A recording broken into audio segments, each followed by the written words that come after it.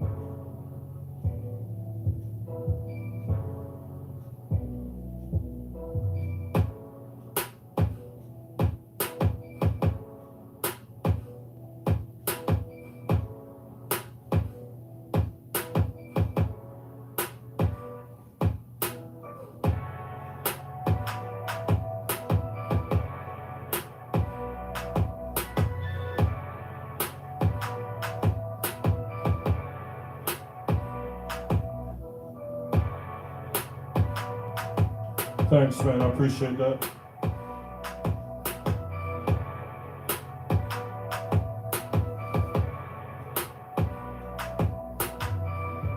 Just a little something. Stay tuned out.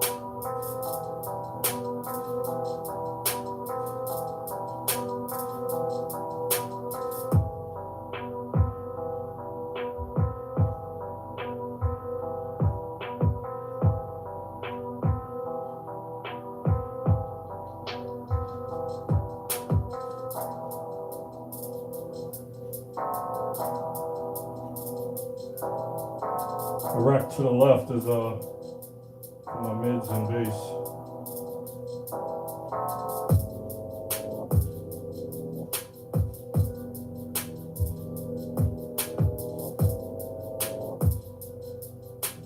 We use the Crown 3600 for mids and the Behringer iNews 12,000 for bass.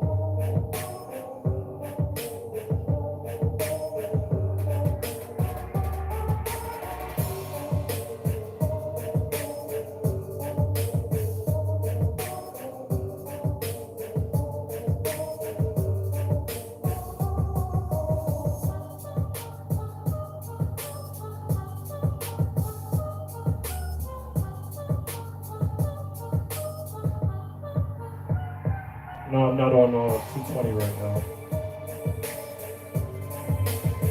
Just 110. I'm just playing powered speakers.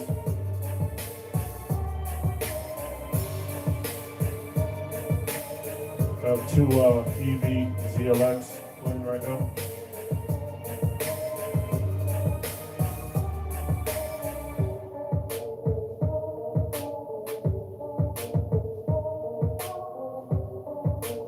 What amp do I recommend for beginners?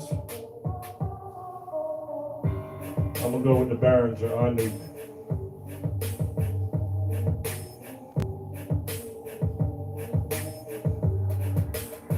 Can't go wrong with the Behringers. I mean, they're the best bang for the buck for beginners right now.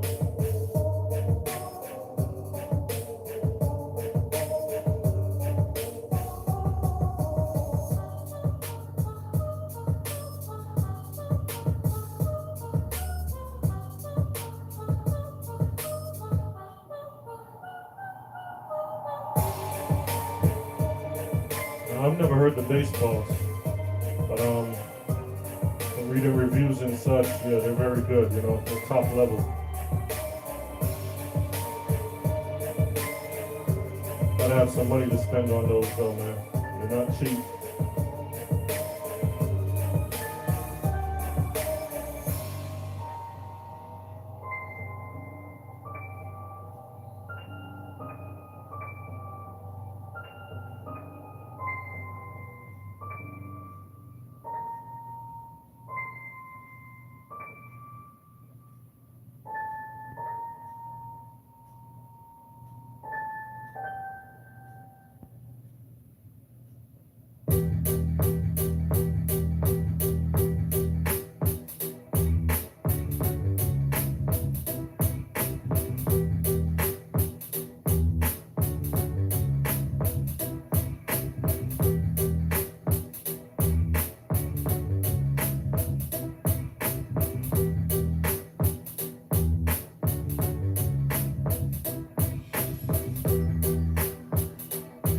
Old school, you have a system?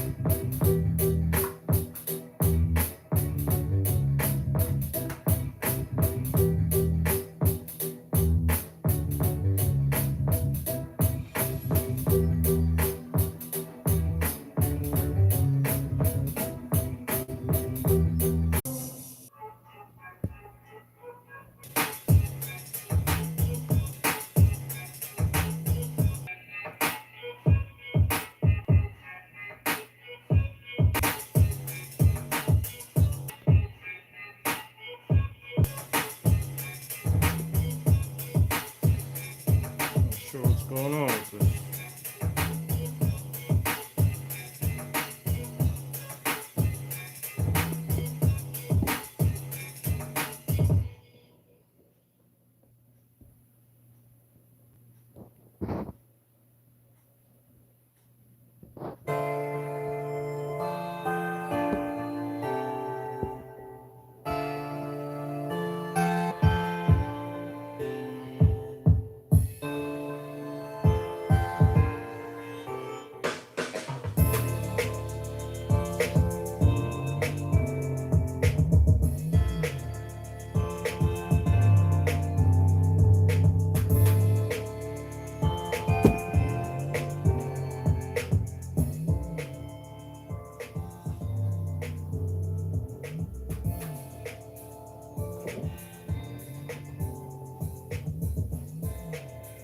Hey, sorry about that, y'all. I don't know what happened. It's Wi-Fi acting crazy right now.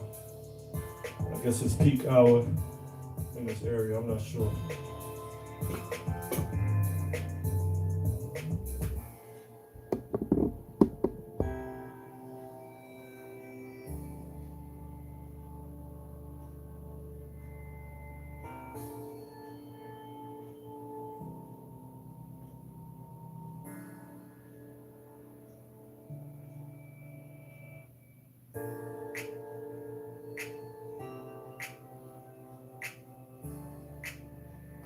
Wi-Fi acted crazy a minute. Took forever to restart.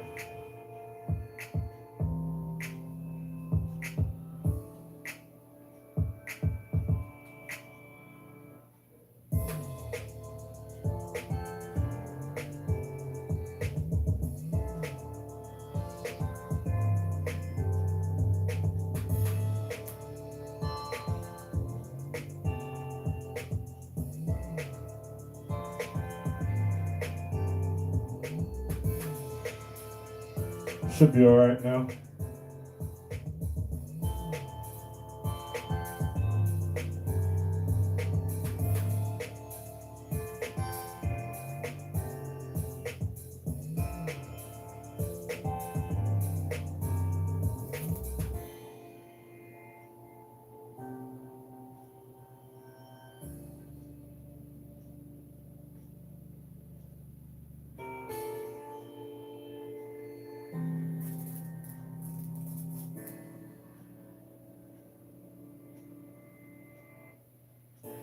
Hey, Ark, I still have them 21-inch doubles, you know. They're in storage right now. Can't fit in my music room, but I'm gonna finish them up pretty soon. I finally figured out the speakers I'm gonna go with.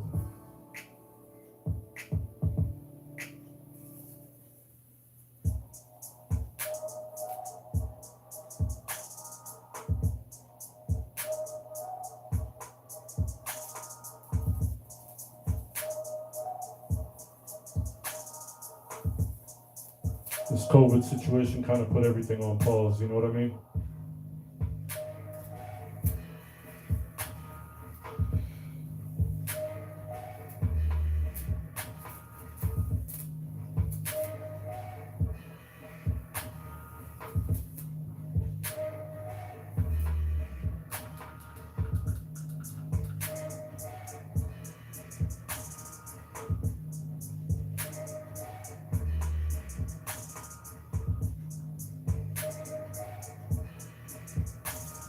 Yeah, I'm gonna definitely do that.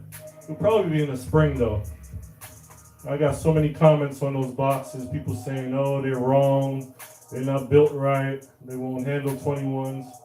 All right, we'll see.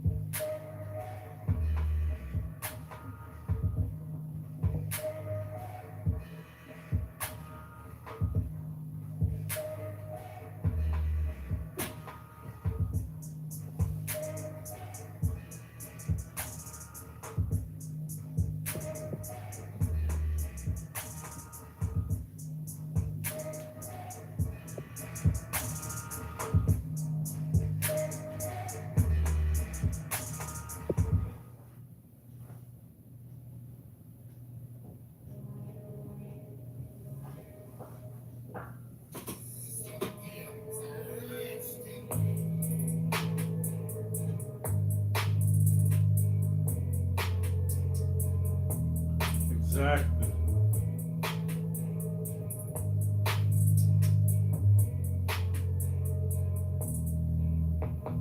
Not sure why everybody think they have to make the same exact boxes as the next sound. You know what I mean? Somebody has to be different.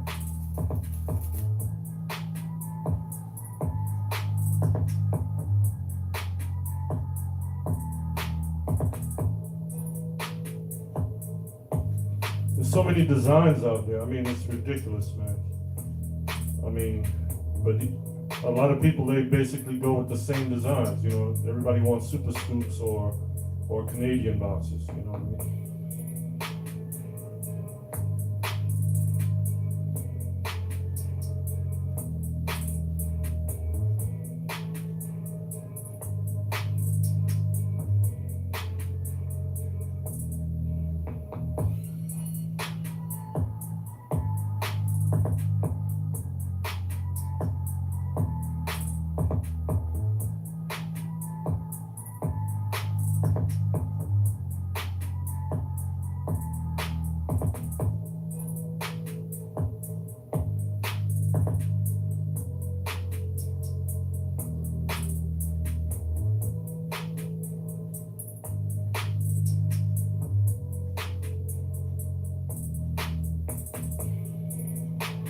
Yeah, the Numark controllers are good. I like them.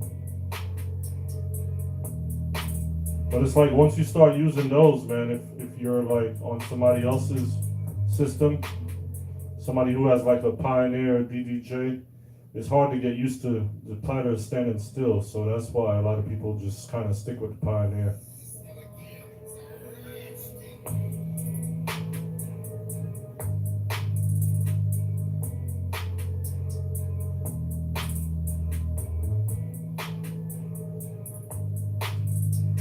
You made your ports too big. Nah. I think the easiest fix is to put a more powerful speaker than you had in mind to take care of that problem.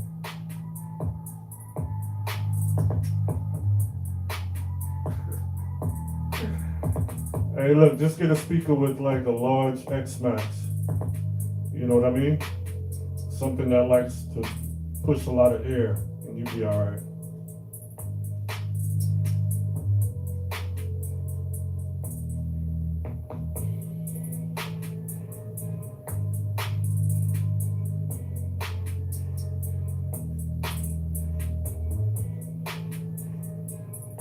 Hey, what's going on, Kanye?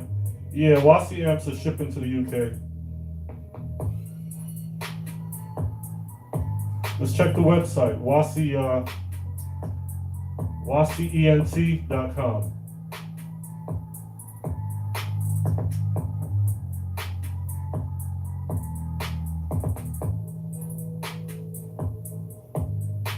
Special shout outs to WASI too and Fred Tate.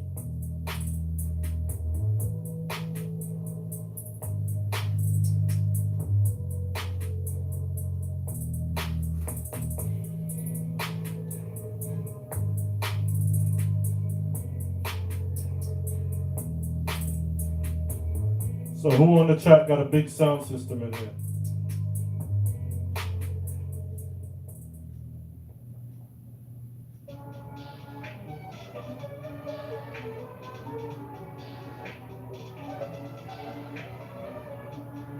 Yeah, K30s are good, man. Don't leave out the CVR now, all right? I don't want everybody to fall asleep on the CVR, all right? Because guess what? Nobody has tested the 3302 as yet. All right? I haven't seen a video of that yet, so don't sleep on the CVRs as yet. But I'm gonna put WASI on top, though. All right? I mean, I think WASI's leading right now. But between the K30 and the CVR, I'm not sure as yet. I gotta get both of them in my hands and see what's up first.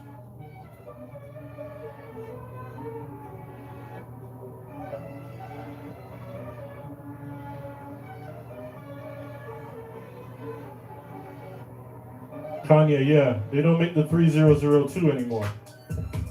They're selling out on what they have, but this month was the last of the production for 3002. Now there's a 3302, which this amp almost has 500 more watts than the WASI amp. But no one has tested it yet, so we don't know what's up. And I'm gonna get my hands on one soon, and I'll let you know.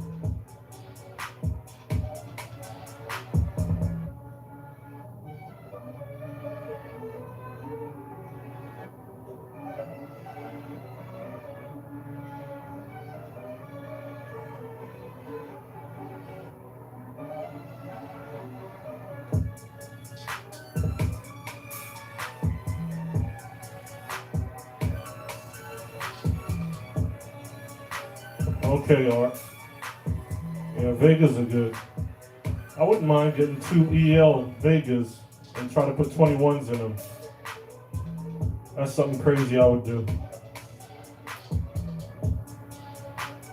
Only thing though, I mean, those things are heavy as hell, but I mean, if you don't have to move them around as much, yeah, man, those things will shake down the building for real. Honestly, I think eventually I'll go back to some EV type earthquake boxes or something like that. I don't know, or Vegas.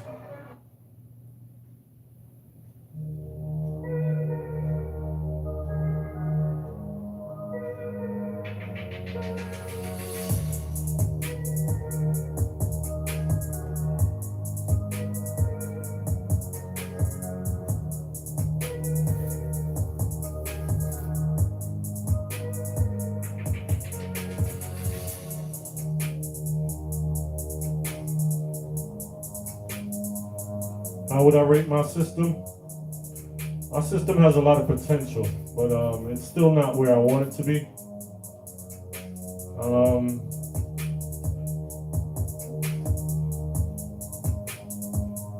I don't know. It's kind of crazy. I mean, has lots of power, man. That's all I can say. But once I finish getting what I gotta get, then I'll let you know how I rate it then. All right. But right now, it's just a powerhouse right now. Still gotta fine tune a few things.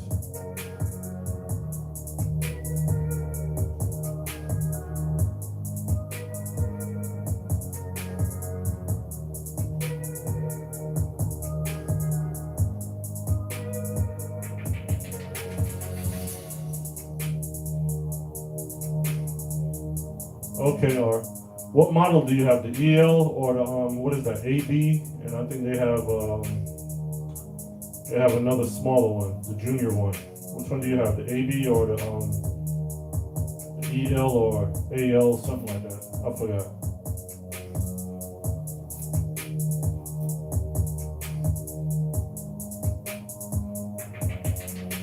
I think the AB was the old school Vegas, right? Those were the first ones, the most powerful ones, I think.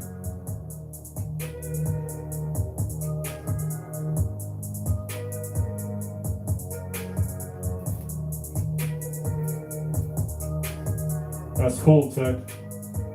Hearing that from you sounds good, man. You know, you're an RCF and PowerSoft guy, gonna buy the WASI amps. That's what's up.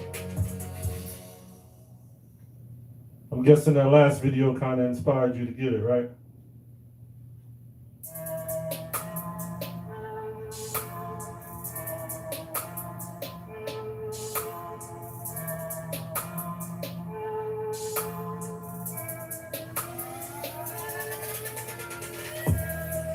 Thanks, old school.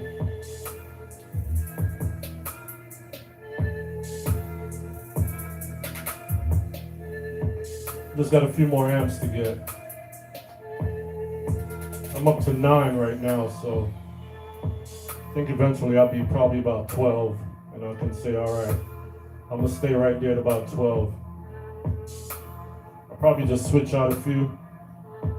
I don't know, maybe PowerSoft is in the future.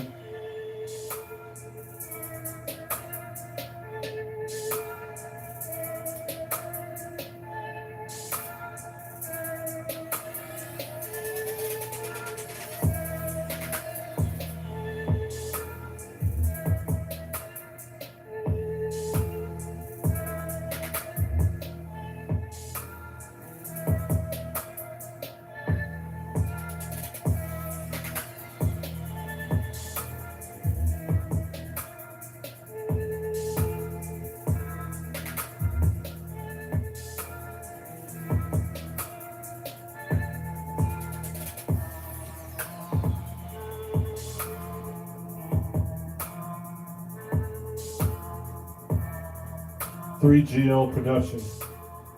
You have a lot of hum in your system.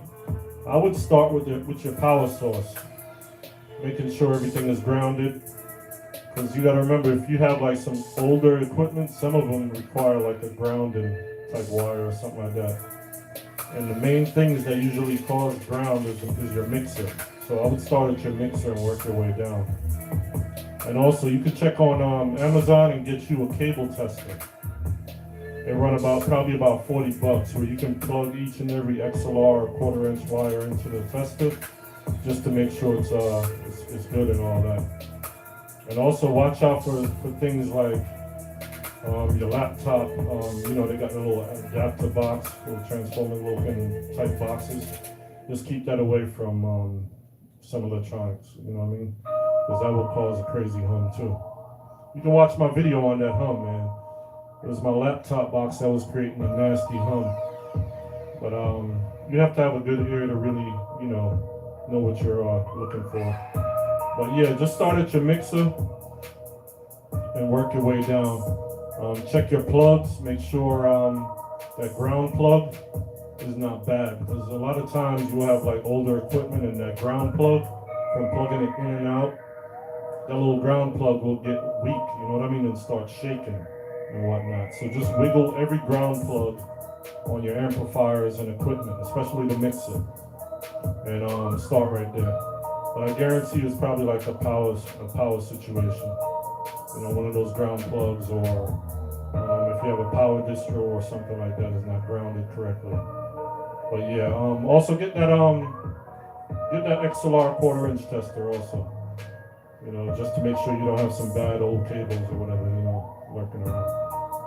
All right, and if you have any little power switches, power supplies, whatever, change them out. If they're like over 5 years old, just get rid of them. Just buy some new ones. So those can create ground problems also.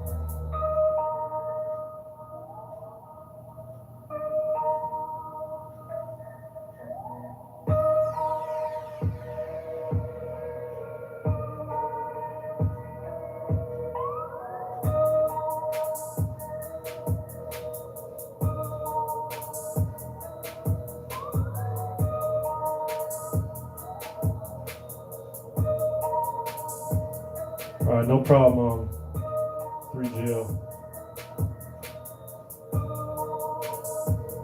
Hey, Tech, yeah, he kind of cleared up a lot of rumors, you know what I mean?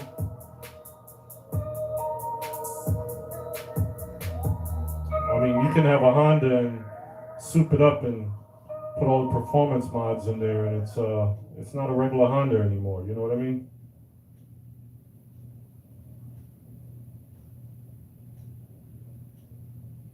But reliability is number one.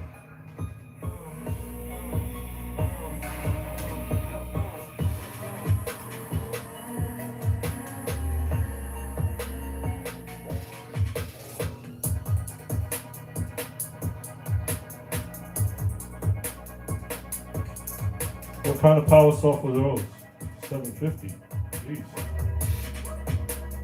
I'm sure it wasn't a K10 or 20.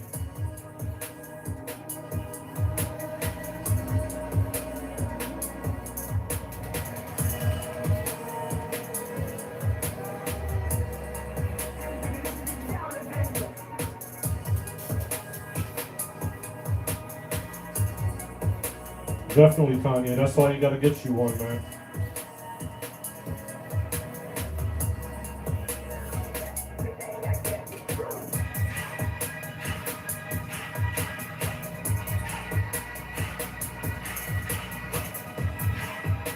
Hey, look, you can buy the Wasi amps on eBay also. I forgot about that. I mean, you just gotta pay that shipping to the UK.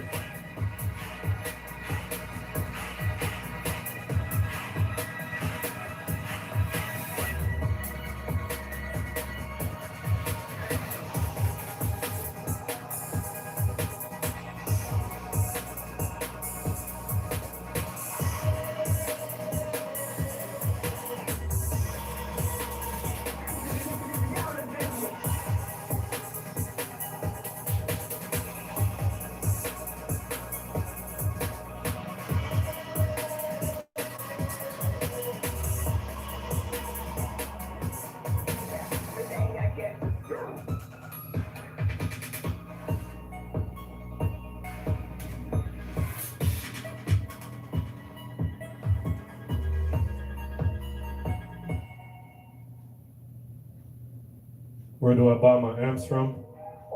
CVR from China, of course. You can contact Helen at cvraudio.com to get your CVR products. Helen is very good. eBay, you can get a lot of amps from, good price. And also Reverb, reverb.com. Yeah, they're pretty good. They're almost like Cinemash type deal, but it's a lot of used stuff on there. Reverb is mostly used equipment. There's a few brand new sellers on there that sell new stuff too.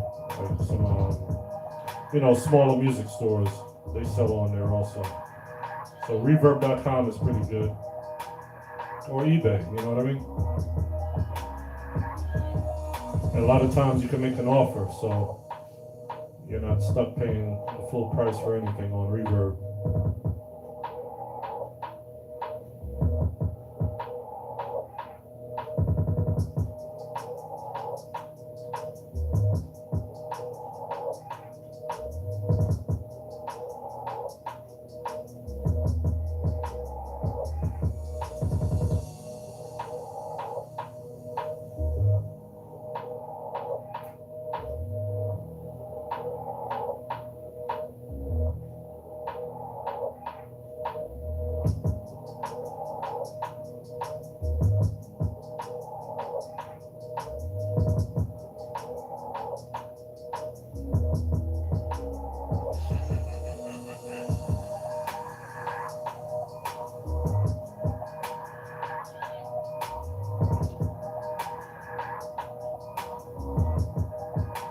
No, Tech, I haven't used the WASI distro.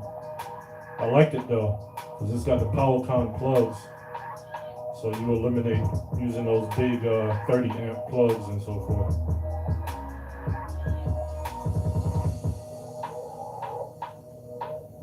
You know, instead of having a bunch of different plugs, he made his distro where it's all PowerCons.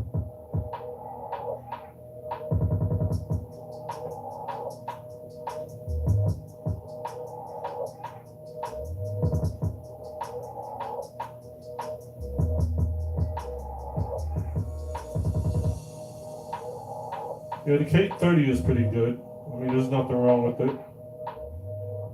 But I just think WASI done souped it up. You know, if it is the same amplifier or similar. You know what I mean? So K30 is not bad. I'm not knocking the K30. But I'm gonna put my money at the WASI amplifier. Why? Because I get that warranty and that guarantee if anything is wrong, I can send it to WASI and he gonna take care of it within a short period versus trying to send my amplifier back to China or something like that. You know what I mean? So, I mean, it's up to you.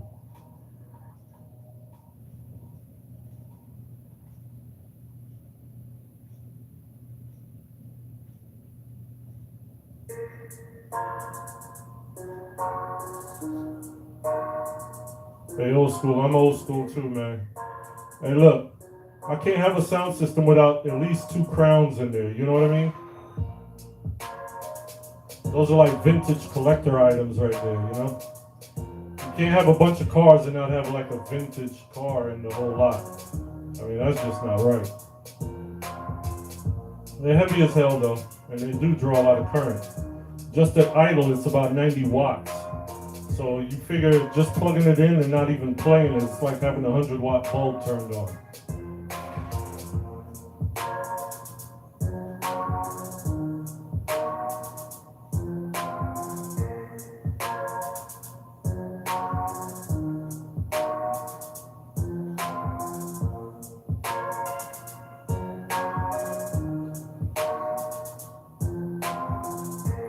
Like I said in my last video, old school, I'll get rid of everything else except for those 3600s right there.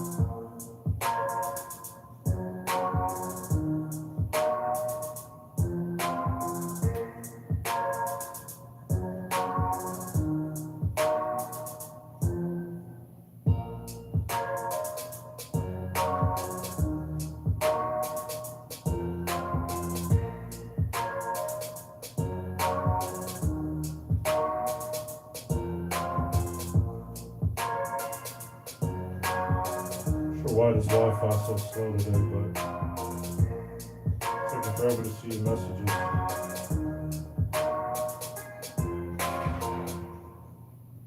Yeah, amp racks are expensive. You know, you can buy iNuke for the price of one of these racks right here. It's crazy. Especially if you have a flight case. Oh, forget about it, man.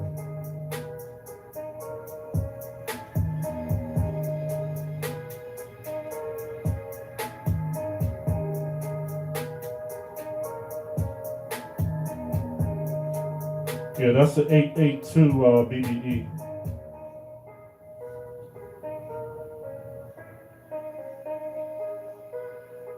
They're kind of getting hard to find now, so if you like them, you better try to get one. They're about to be like the Affix, where it's hard to find them. I mean, if you can find an Affix Exciter, is that one I have, the newest one? I mean, you're a lucky man, trust me. They're hard to find right now.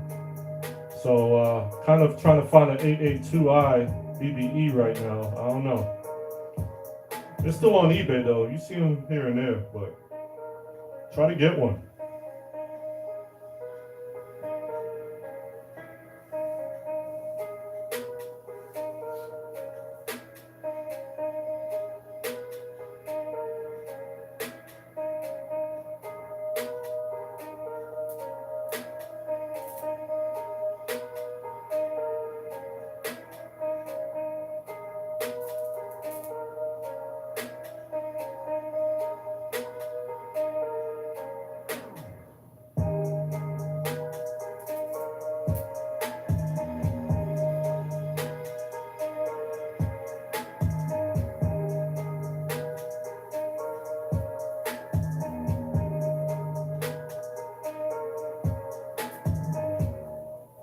Anybody running CVRs out there?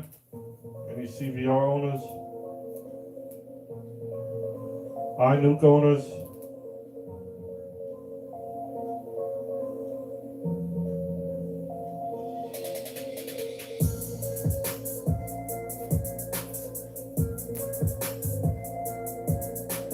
Hey Tech, we're not talking about PowerSoft tonight.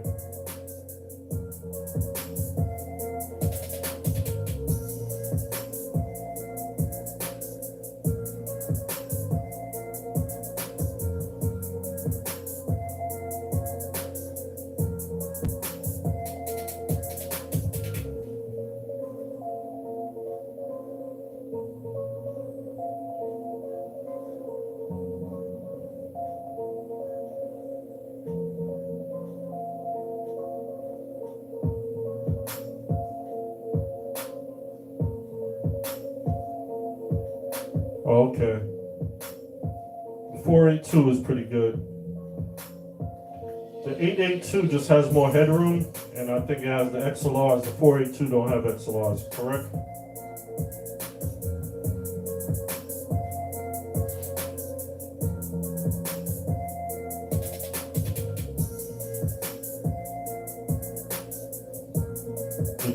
The dB is different on the 882. It's a little bit more than the 482.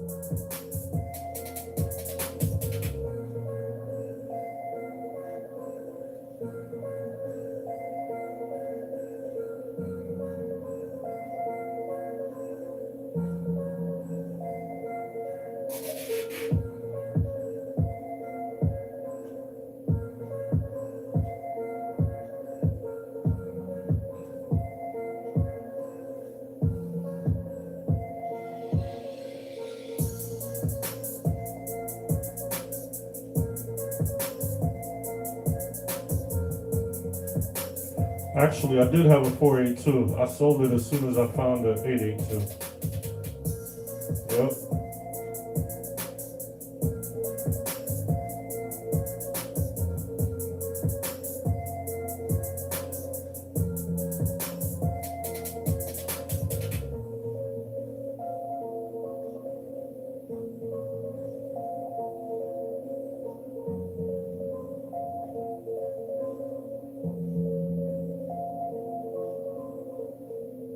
DJ Fox Music, you're asking which drive rack is better?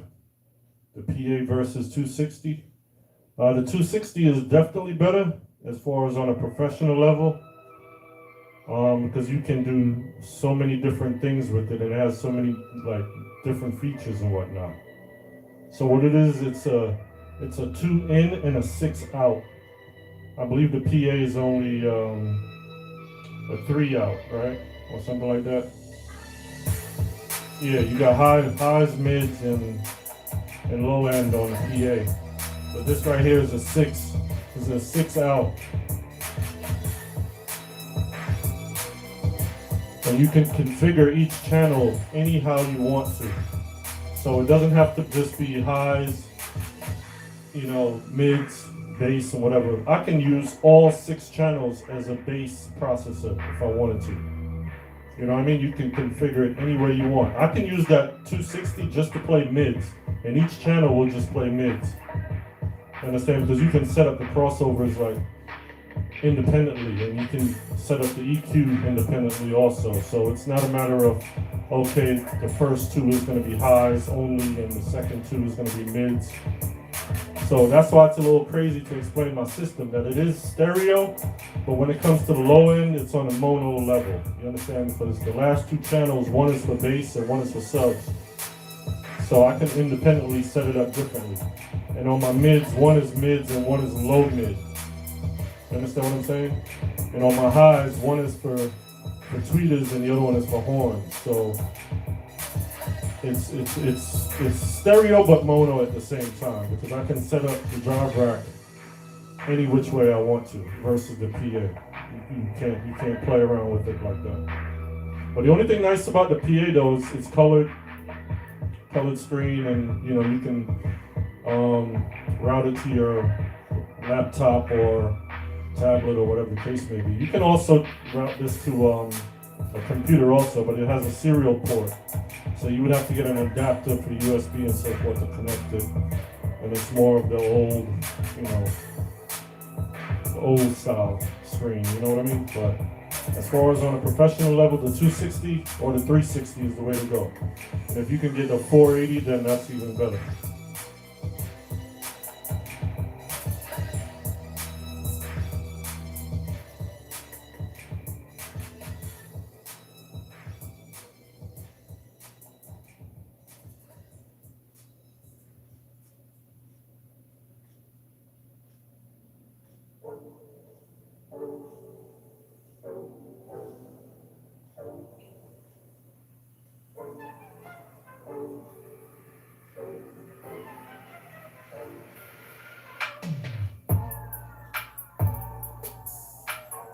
That sounds good, Lennox. Hey, look, you got to hold on to those, man. Those are collector items. Don't sell those crowns. After all this digital amplifier stage phases away, guess what? Everybody's going to be running back to QSC and crown, and watch. You're going to see how this game's going to play out. I think we're going to go back to these old school amps. And if we don't go back to them, they'll be very valuable. Watch.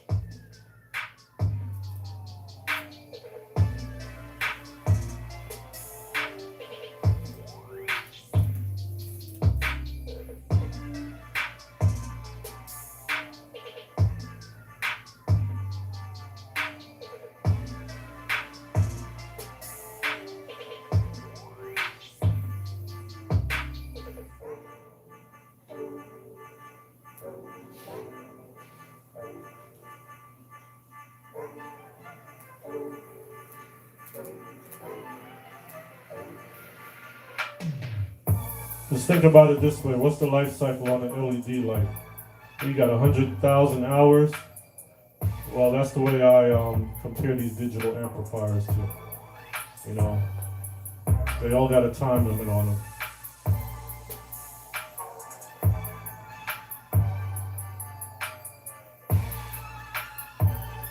But I've seen people with Crown Macrotechs, man, in the garage, in the basement.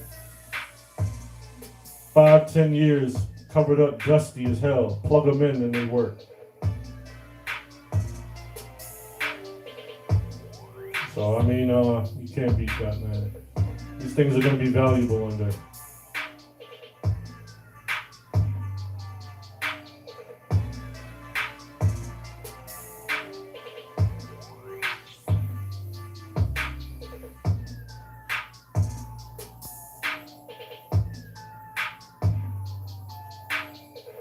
Hey, look, check the price of a brand new Macrotech 3600, and you'll see what I'm talking about.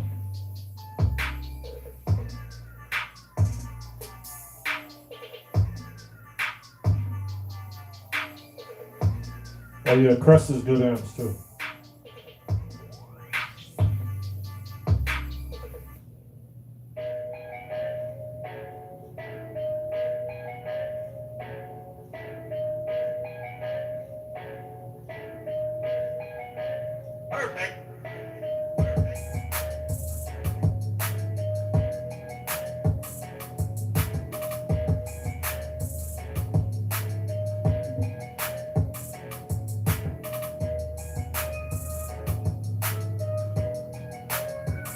Hey, thanks, Bo, man.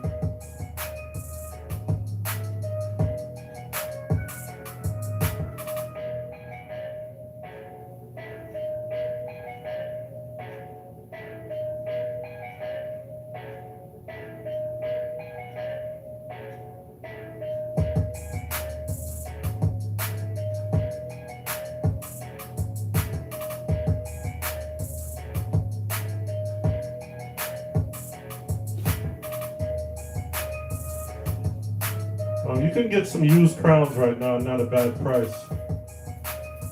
Some people kind of really push the value of them. So to get one in mint condition, you're gonna pay upwards of probably like $700 for 3600. I mean, you can find some used beat up ones for probably about $5 right now, but anything kind of in excellent condition, you're gonna pay $700 to probably even $900 for one. You understand what I'm saying? But they do hold their value. So, like I said, I mean, if I was to say, okay, I'm gonna get rid of everything, I'm gonna keep my crowns because guess what? In the next 5 or 10 years, I can still get my same money for them. You understand what I'm saying? They hold their value.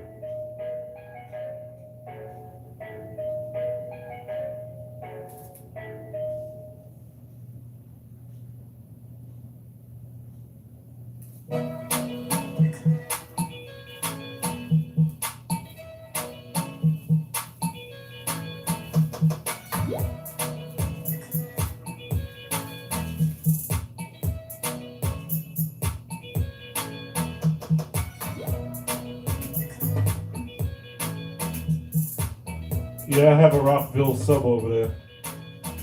It's an 18-inch RBG 118S. I did a video on that. You can check that out.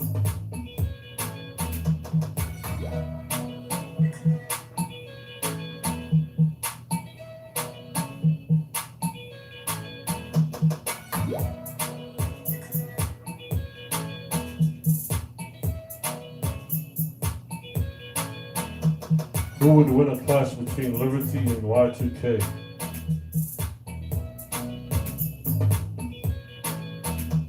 That's a hard one there, but I'm gonna go with Y2K. They're both good sounds.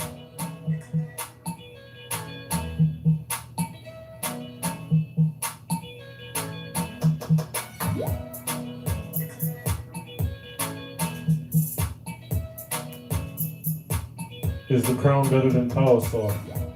Right now, PowerSoft is leading. PowerSoft has this game wrapped around his fingers right now.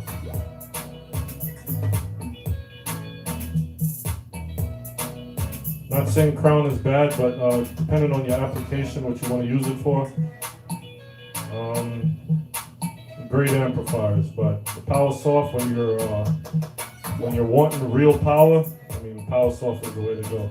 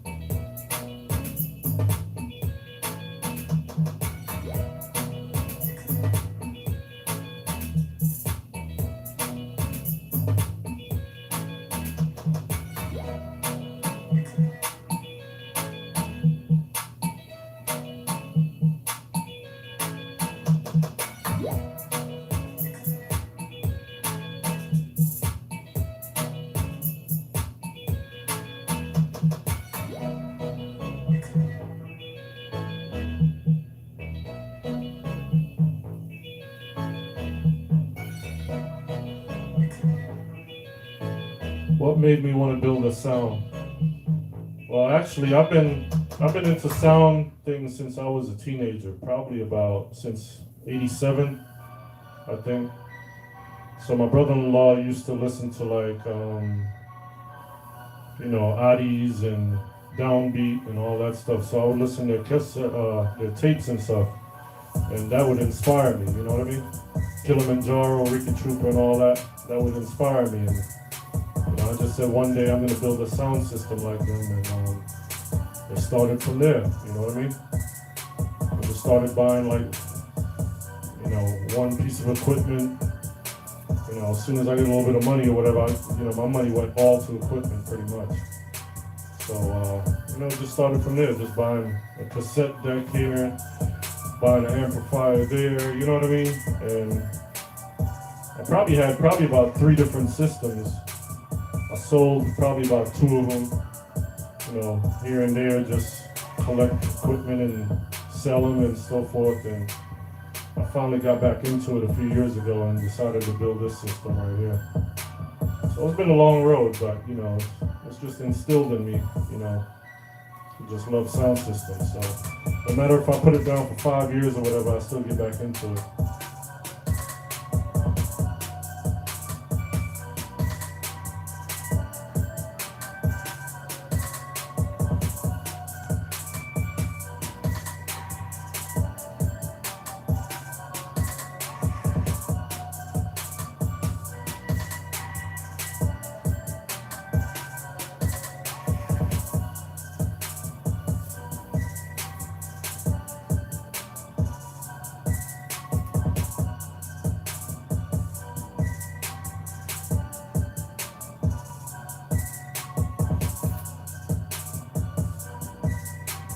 I think the Rockville is mainly a good indoor speaker, small events.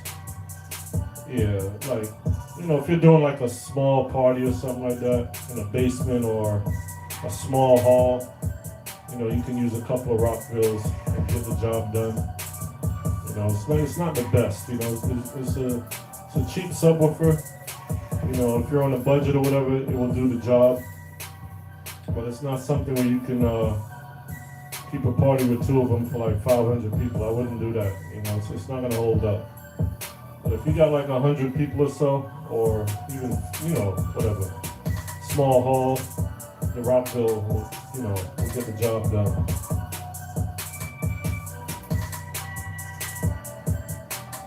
I actually just took a chance in buying it, I had a real small party and I didn't want to bring the amplifiers or anything like that, so I had my 2 powered speakers and just needed a little extra bass.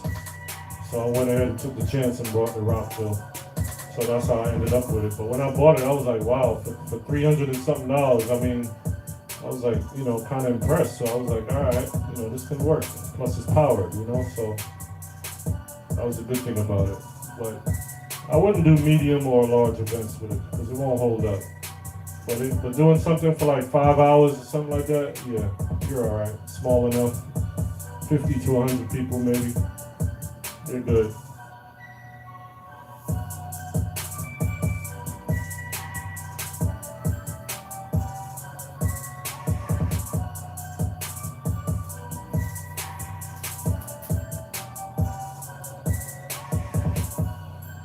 No, I haven't heard Black Rhino, no. It's a good system though.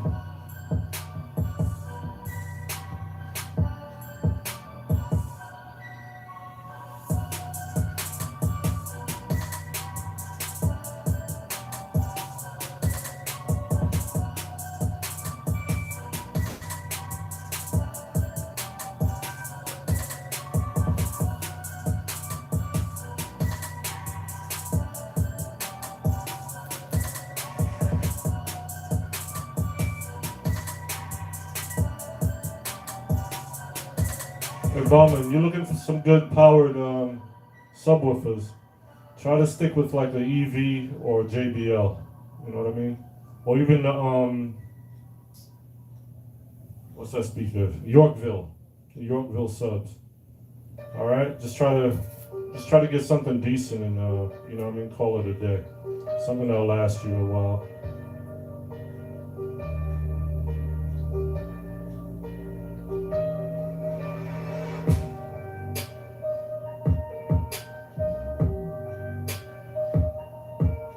Area code, big up yourself. Thanks, man. Appreciate it.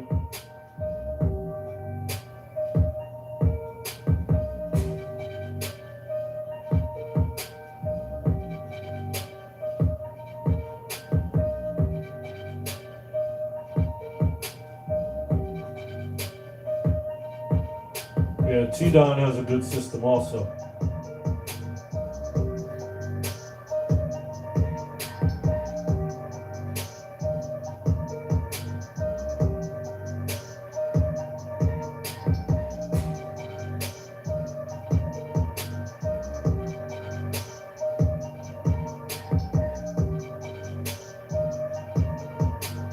You bought 4 15-inch Rockvilles. Is that what you saying, Bowman?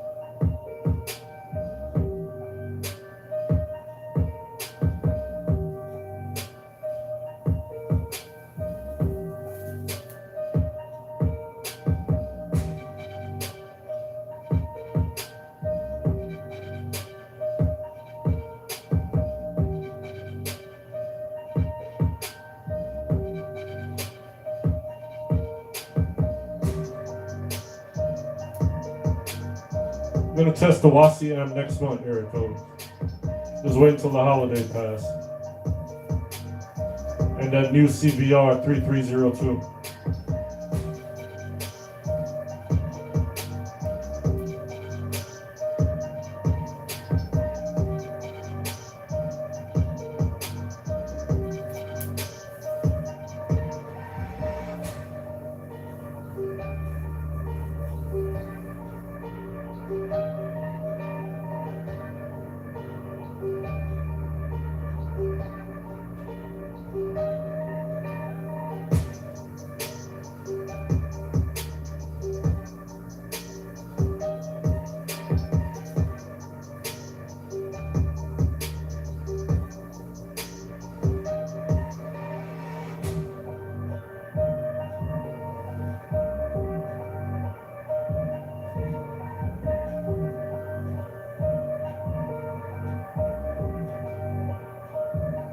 Yeah, area code. I'm gonna do a little sneak peek, you know what I mean? Before I make the actual video. Because nobody haven't tested that 3302s yet.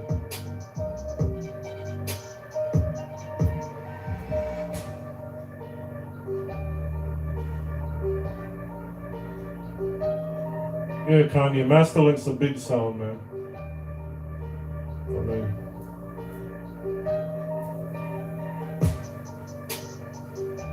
well, you said they were clipping their K20s. Man.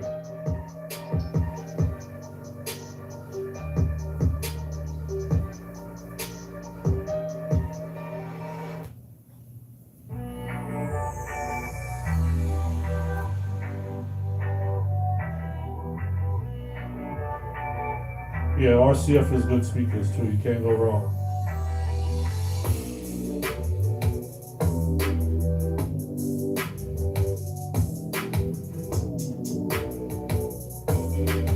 But you see that JBL box I have on top of the Rockville SRX 118?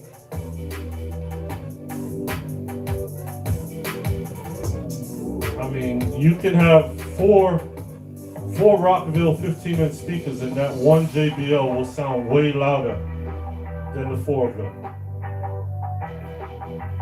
Because you don't ever really need a sub with that speaker. Trust me, that thing throws some sound, man. And then it's digital. You can hook up your laptop to a network connection and do your settings just like a drive rack or something.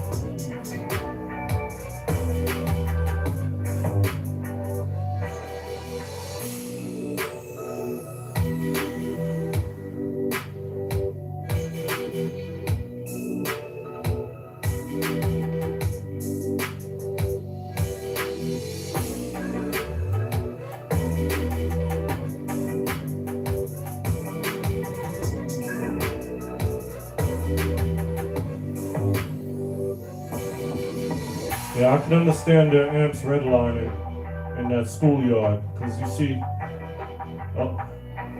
what happens is most New York sounds build their system for indoors, you know what I mean? So when you finally take them outdoors, guess what? It's a totally different story, you know what I mean? So sometimes it's hard to set it up to play as good as it did inside, so they drive the shit out of it trying to get the same sound, you know what I mean? Because they basically set it up for indoors. So it's a challenge when they finally take it outside.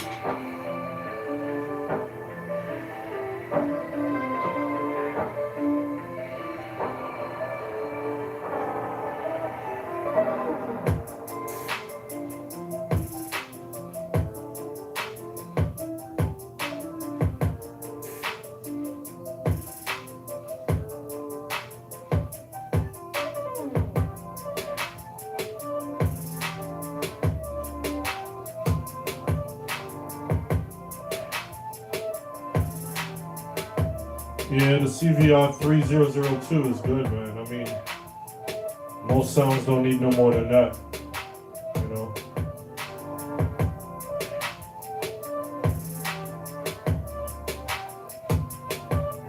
Do any more than that, then you got to worry about, you know, upgrading your speakers, you know what I mean? To really get the benefit out of it here. So 3002 is good enough for most sounds.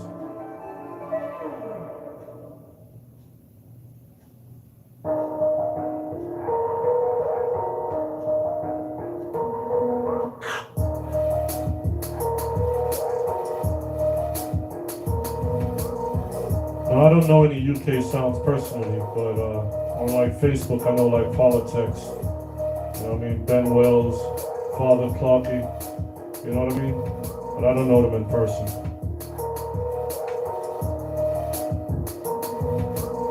Big up Ligua.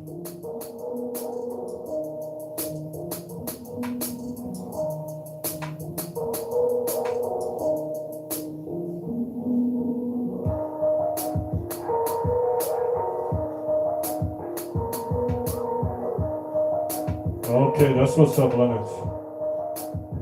So you have an actual sound then. What's the name of your sound, bro?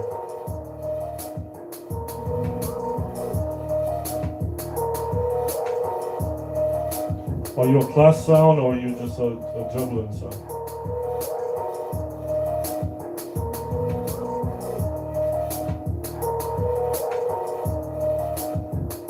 Yeah, Qualitex is a badass sound, you know what I mean? Probably one of the heaviest sounds, man.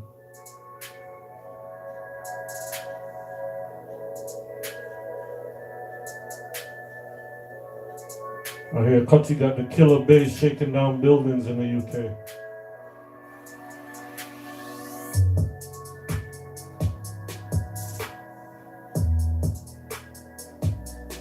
Hey, look, I appreciate y'all tuning in though to the live, you know what I mean? I love the sound system culture, just trying to keep it alive, you know what I mean? Let's keep this thing going. You know, another 5 years from now, everything be powered and digital They won't even have these amps no more. So I mean, for the guys that is trying to keep it alive, you know what I mean, you gotta, you know, kind of give them some credit. You know what I mean, no matter how small or big they are, you gotta give them some credit. So this is actually a culture. You know what I mean? Just like you have car guys and bike guys, you know what I mean? You got sound system guys, same way. I mean, it's a hidden culture, but like any other hobby or sport, man, we spend a lot of money on equipment and so forth, and to maintain and, you know, trying to keep up to date, you know what I mean? So it's not easy. So, you know, I give a hand to those guys that are still doing it, especially cutting dubs and so forth. So, I mean, it's a lot.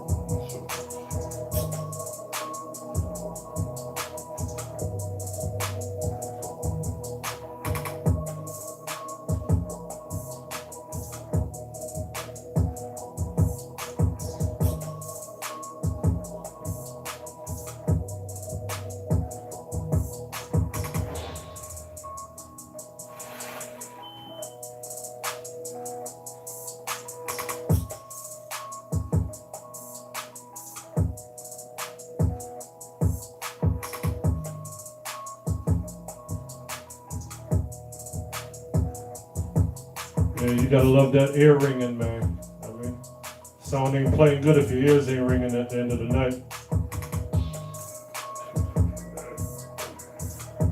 Gotta get your chest pounded in.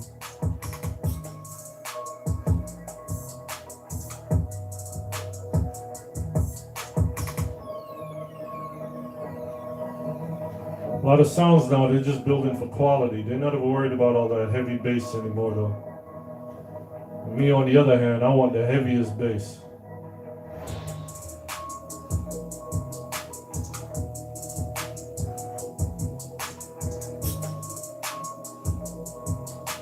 Keep it as true as possible, you know what I mean?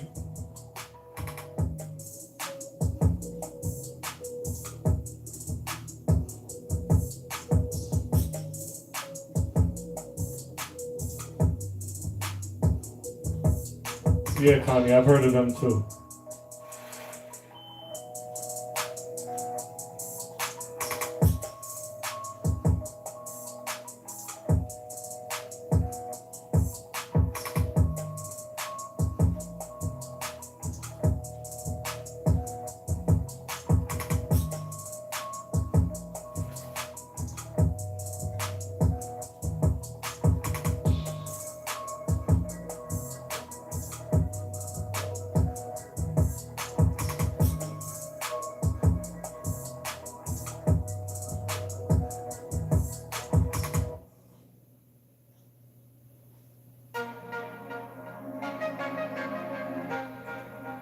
So Kanye, the next 5 years from now, man, you should be up with them big boys, right?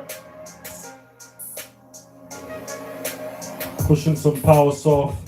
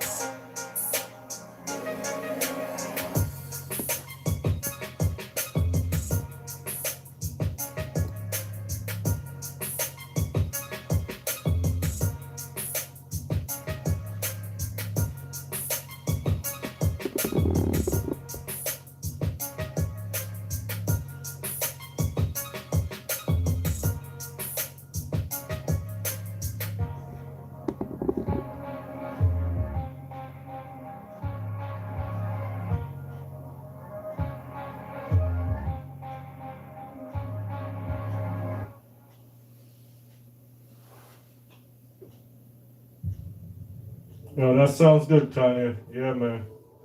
Gotta go for it, man.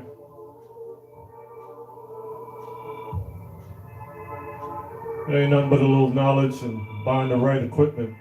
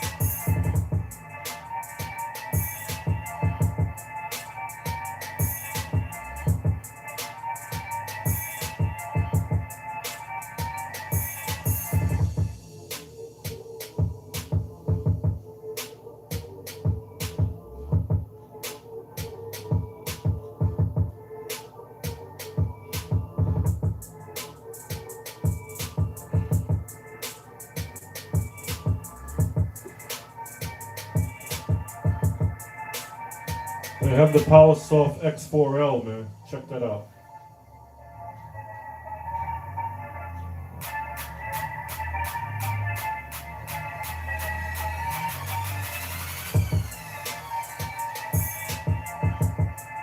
Yeah, the X8. I mean, check those amplifiers out. Kilowatts.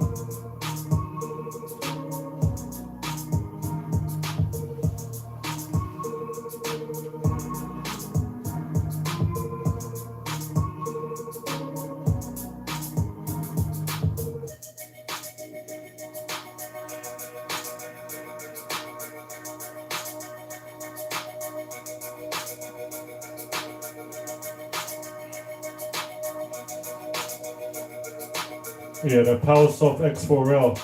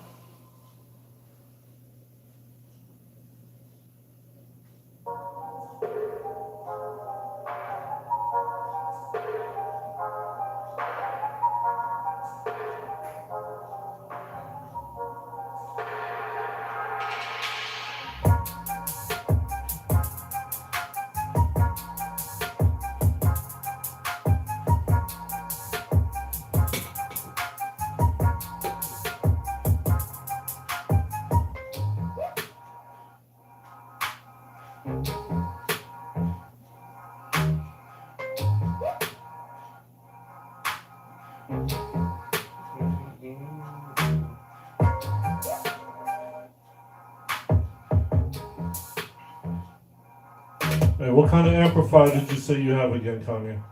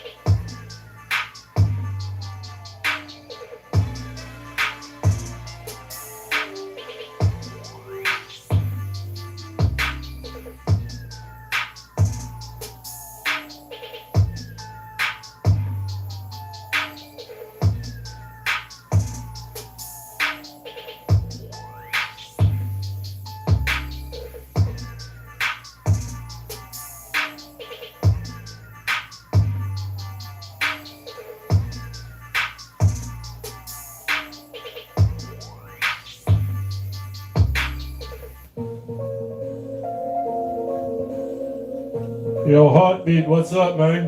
What's good?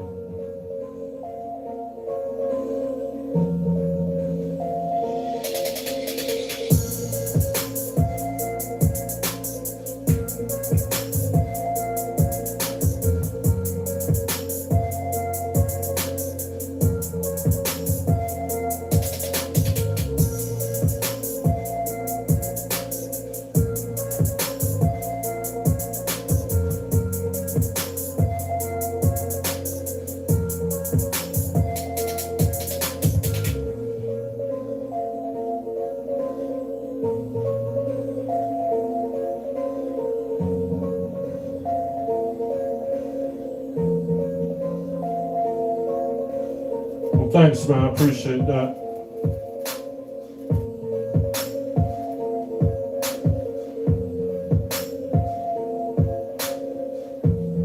Just a little something, you know what I mean? It ain't at that level yet.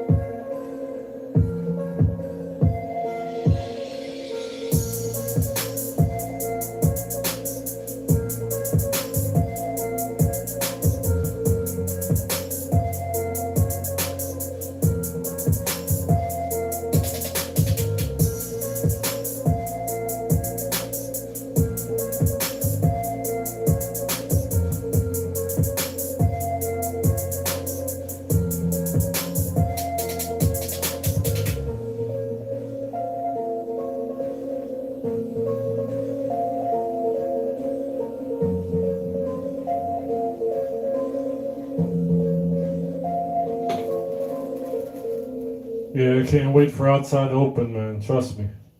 I mean, I want to shake down a few buildings, you know what I mean?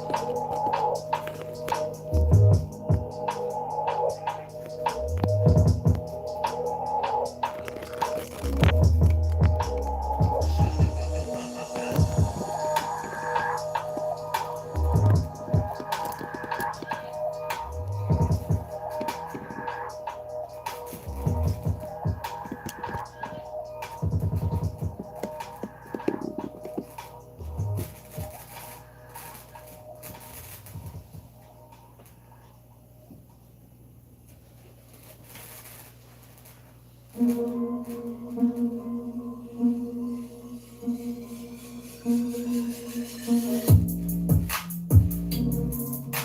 bearings is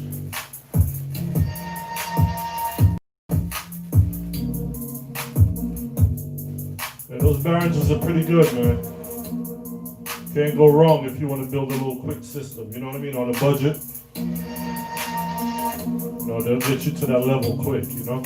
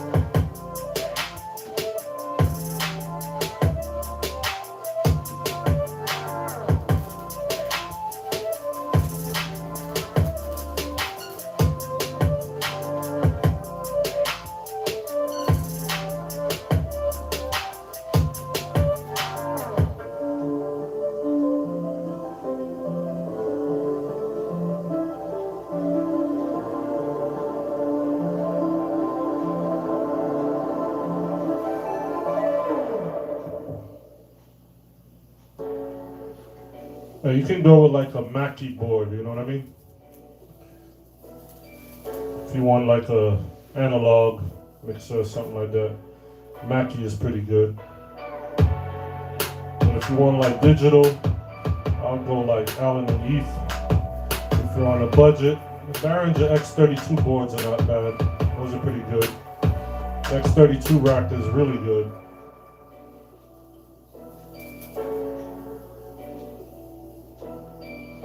And then there's Soundcraft. Soundcraft is pretty good also. My small mixer is a Soundcraft.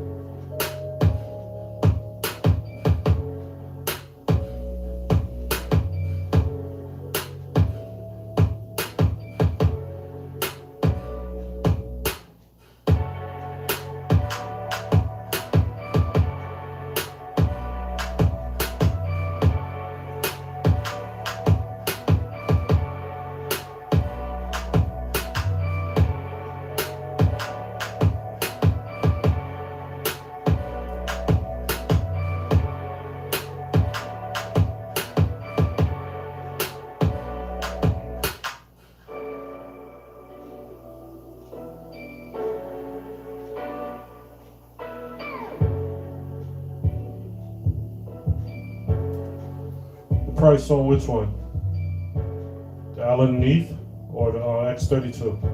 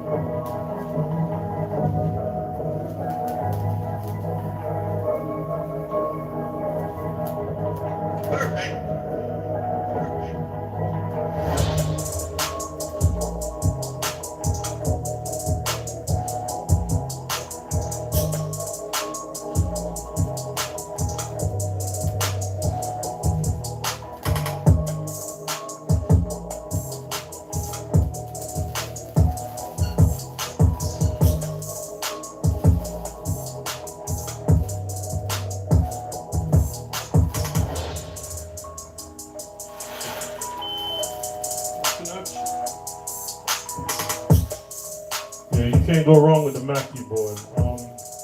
You can do the 16 FX. I think they're probably about $300 something or something like that. But even an older one like mine, you can probably get for about $200. You know what I mean? But the new ones have the USB on it and the Equalizer. That's like a separate, I think it's 6 or 7 band Equalizer on the side. Those new Mackies, those are nice. I had one of those. Plus they have the effects built in also.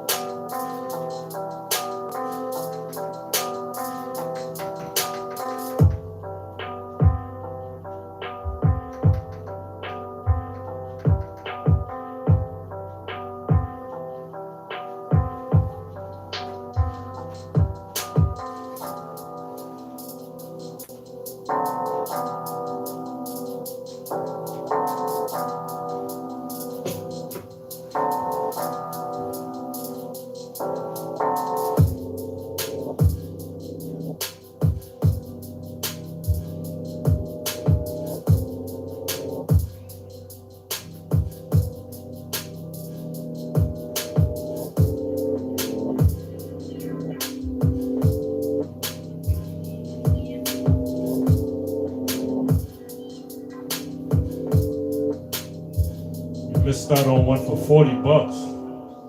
Damn, that's a little bit too cheap right there, man. Something wrong with it. Probably rusted inside or something. The pots are probably staticky. I brought mine's used also, but I'm having a problem with it. It's like a little static that's coming from it. So you gotta be careful buying them.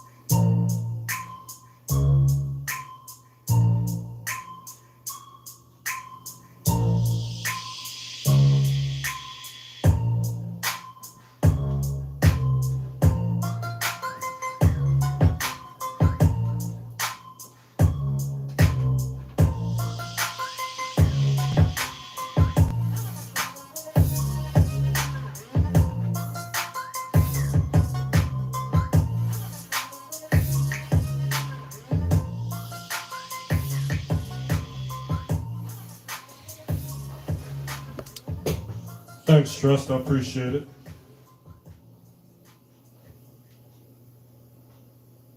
You have a system?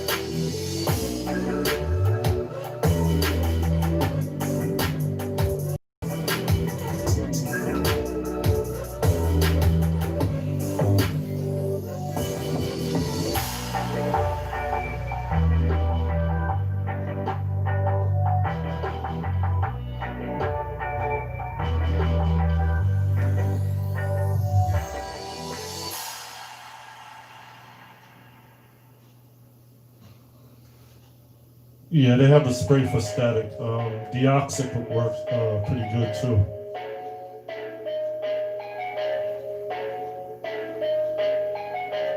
Perfect.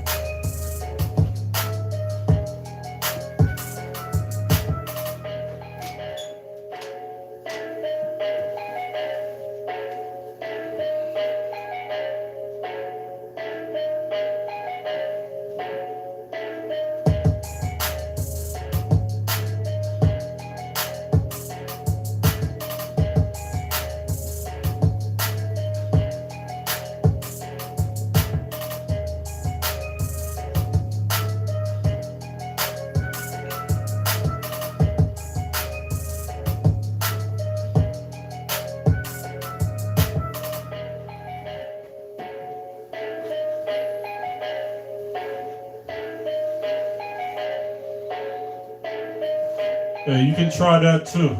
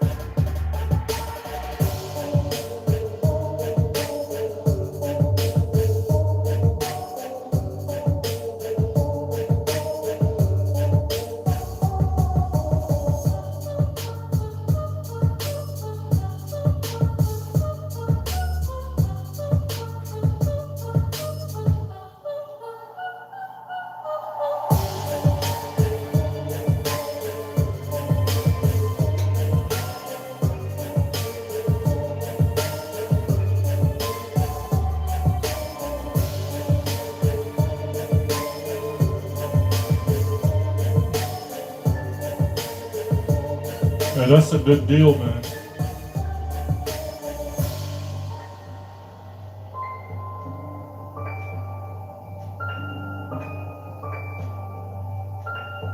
Can't go wrong with any crown. Those ring crossovers are good too. You got a 23 model or the 22? Is it the gray one or the black one?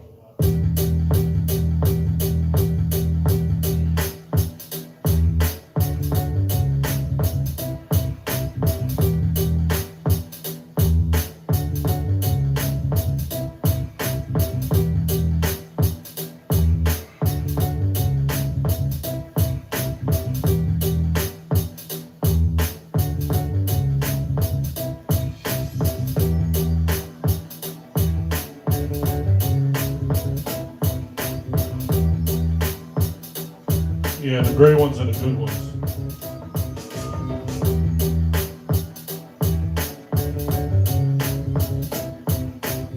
I never did like those Rain Mojos, they call them.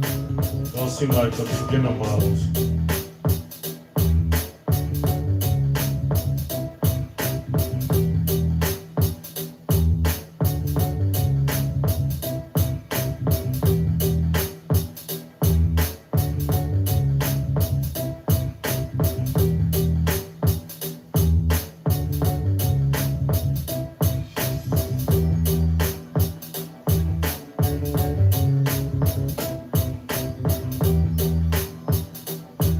Just add your equalizer to the mix, you know what I mean? So you can fine tune everything. It will add a big difference to your system.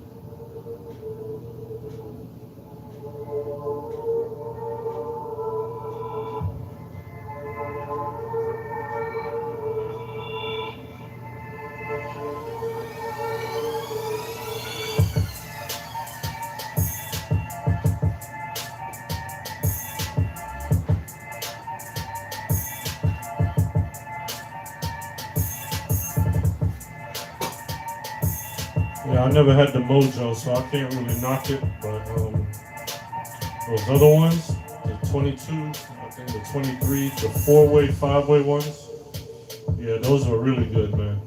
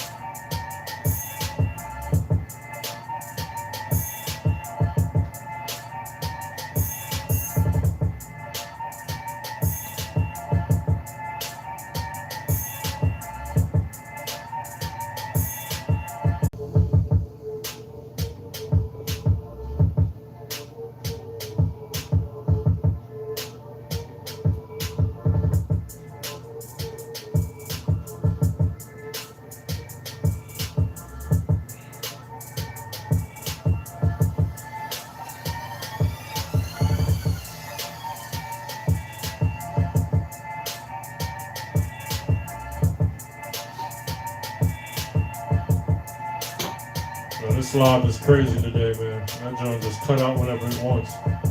But yeah, definitely get an equalizer though. The system will benefit from an equalizer.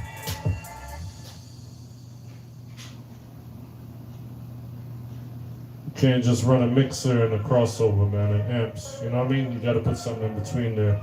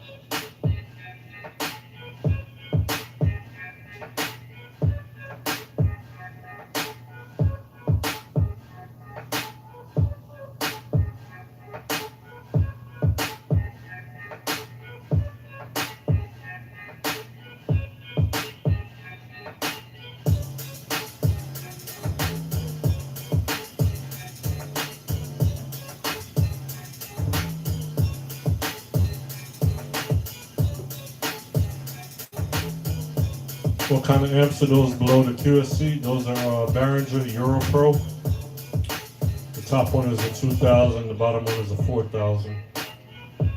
And below those is a CVR D3002.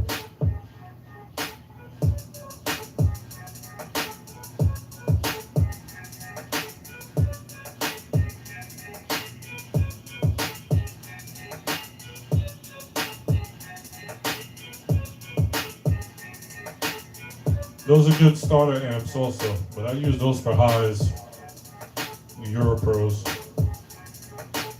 2000 I use on some tweeters, and the 4000 I use on my horns.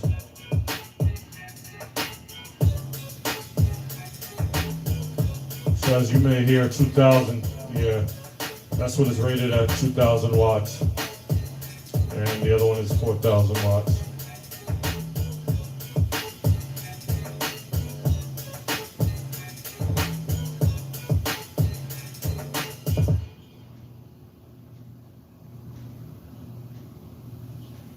The QSCs are actually MX2000s.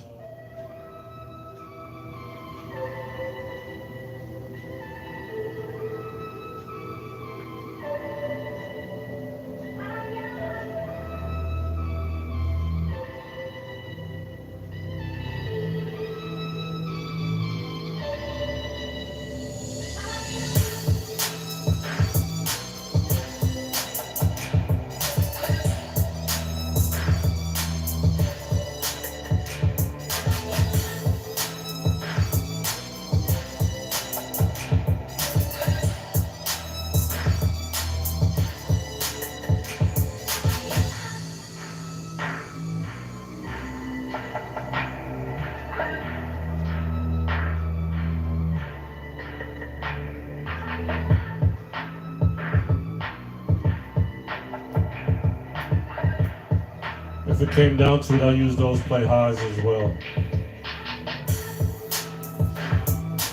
Or play horns.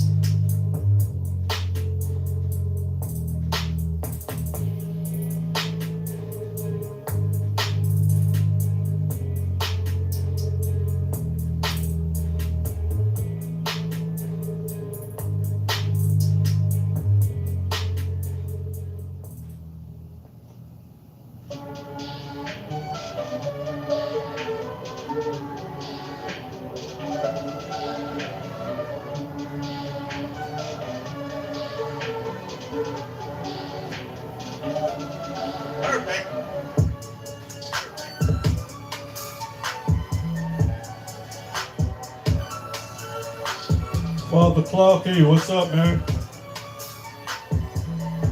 Big up the UK. Simple Things Sound System, big up.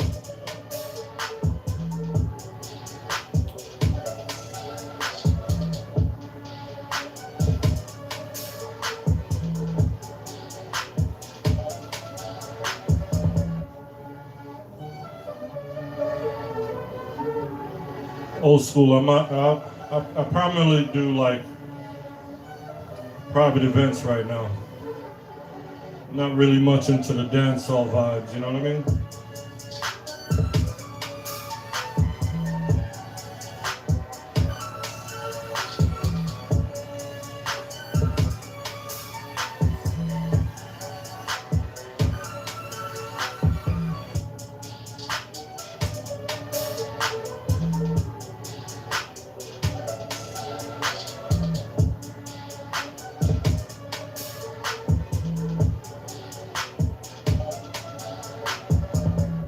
Yeah, the denins are nice mixes, you know? I would get a controller though.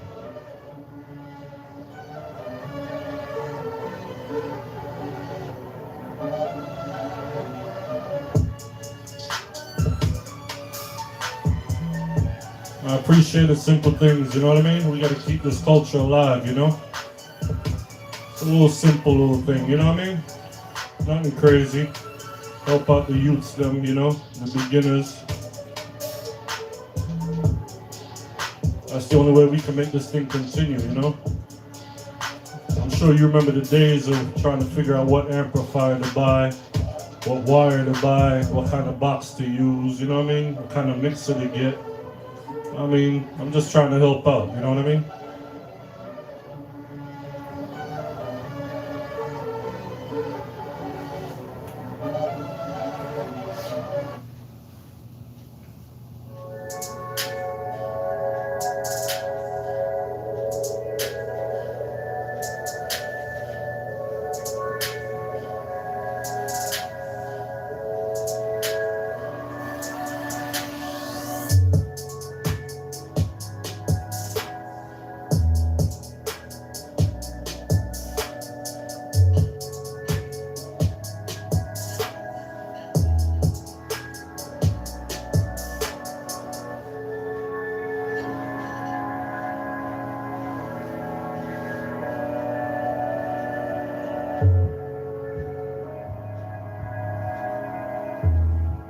And Clark, you can't play no different music, man.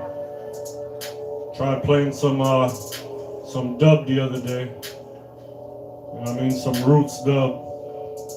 Got hit with a copyright, you know what I mean? So I have to play these YouTube safe songs, you know?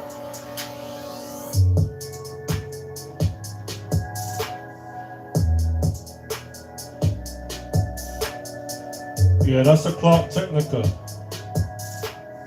That's the DN360.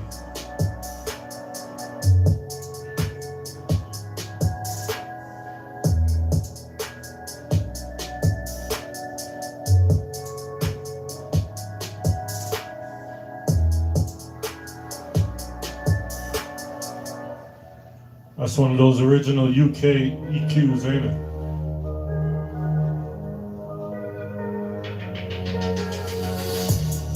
Thanks, man. Hey, look, it was either that or a DBX, you know what I mean?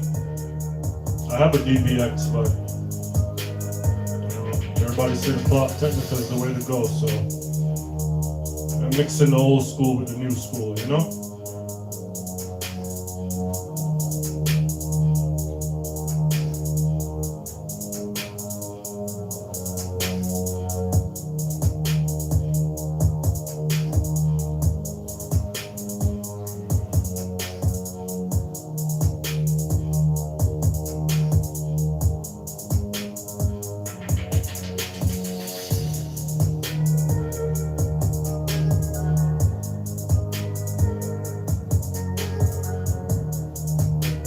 Okay, cool.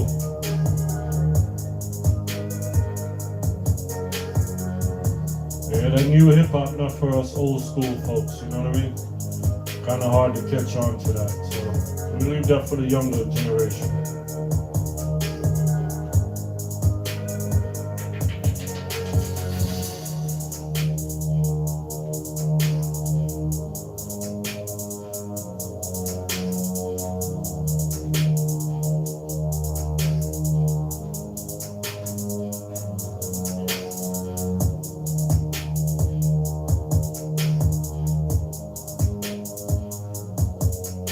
I'm gonna give you a close-up clock here.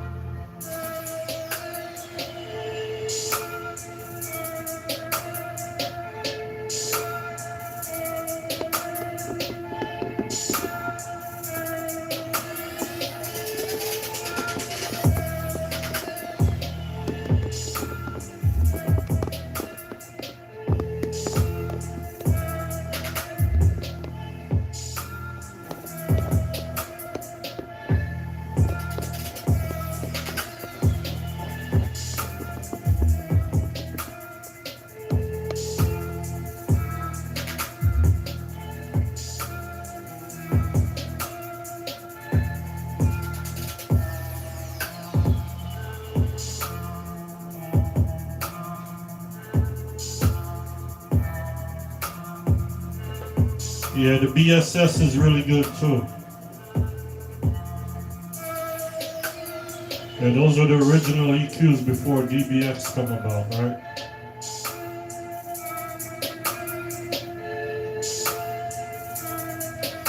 I hear them things was expensive back in the day, man. Like all this Spark Technica right here was all $1,200 for it back in the day.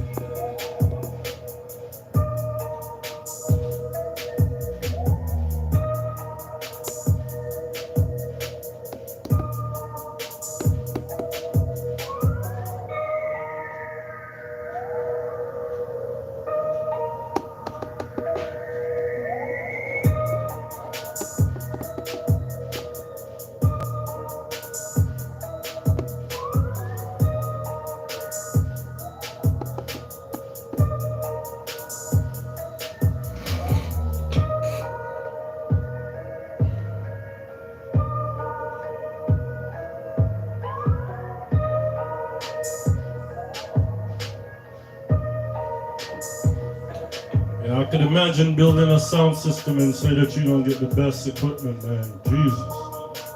Yeah, between that and the Crown products, boy, you gotta have a lot of money, eh? That EQ still cost me a little bit of money still, you know? It wasn't cheap.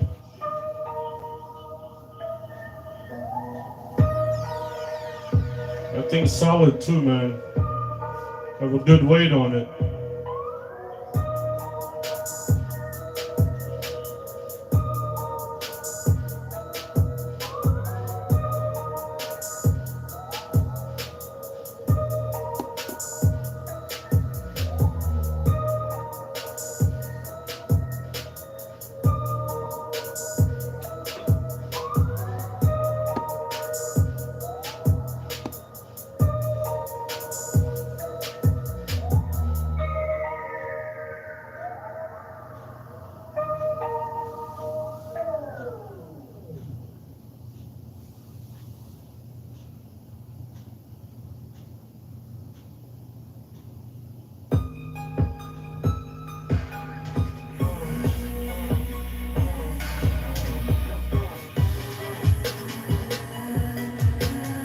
Yeah, that's definitely true, Clarky. The guy I bought it from, man, he asked me, what am I going to do with it? He wanted to make sure it was going to a good home, you know what I mean? Yeah, he wasn't going to let it go if it was going to go to some foolishness. I told him a sound system, he said, okay, perfect.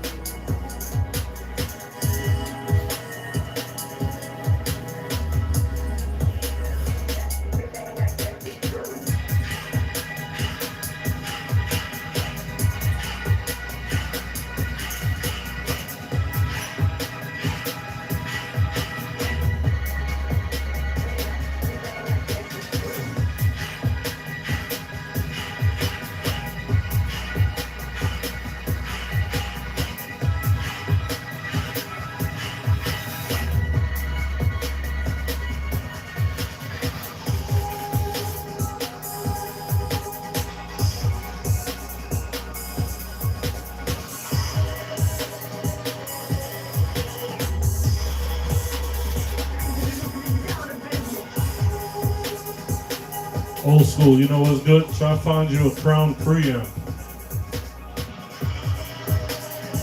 That's probably one of the best things you can grab up right now from Crown is a Crown preamp. But those are the hardest ones to find.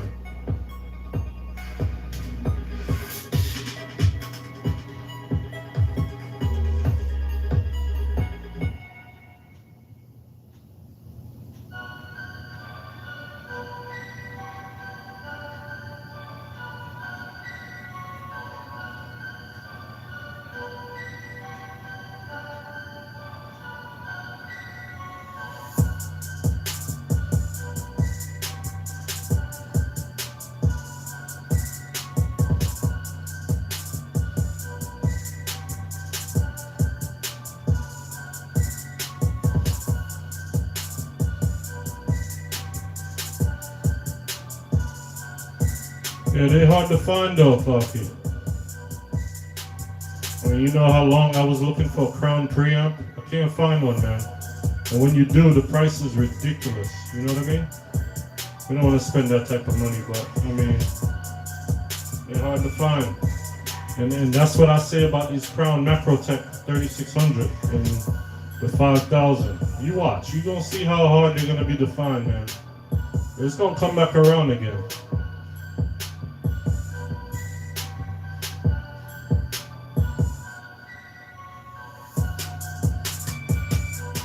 Look at the Behringer, the Berry Eye Nuke.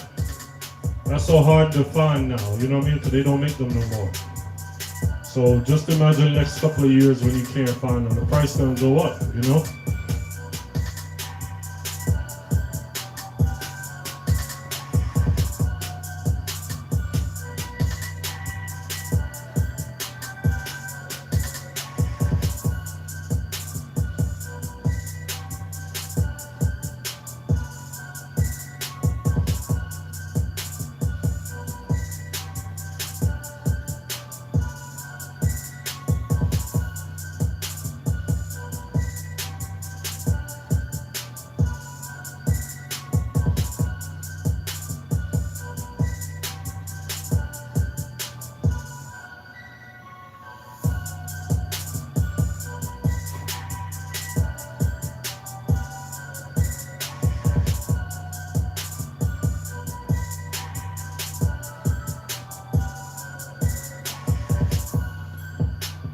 Doing this for the culture though, Clocky. You know how it go.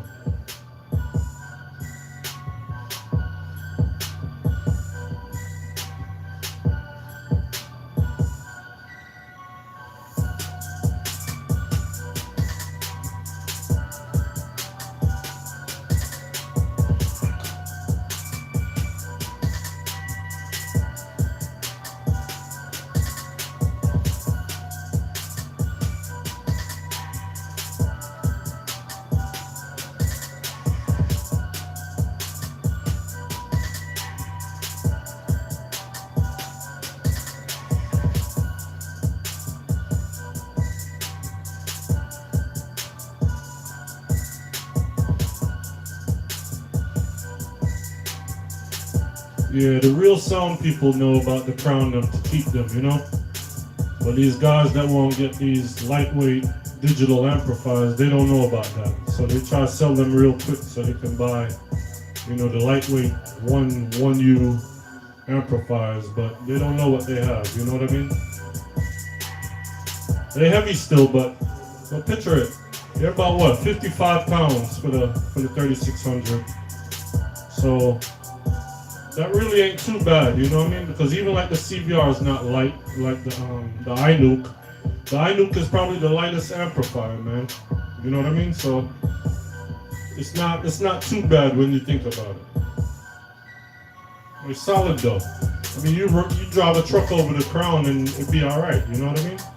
Try doing that with the iNuke or the CVR.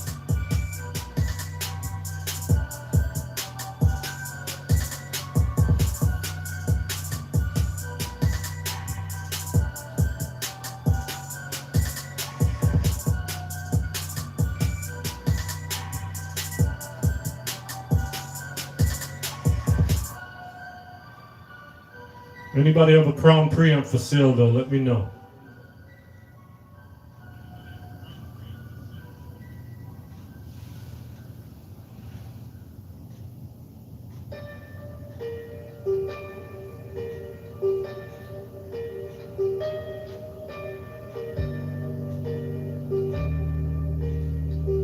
Exactly. That's what I thought too. I said, yeah, you know, for 1U, it's gonna probably be about 15 pounds or so. But no, man, that CVR kind of heavy too. The iNuke is probably the lightest. And definitely you can't beat the NU64, the iNuke. The 6000. That thing is what? Less than 15 pounds, right?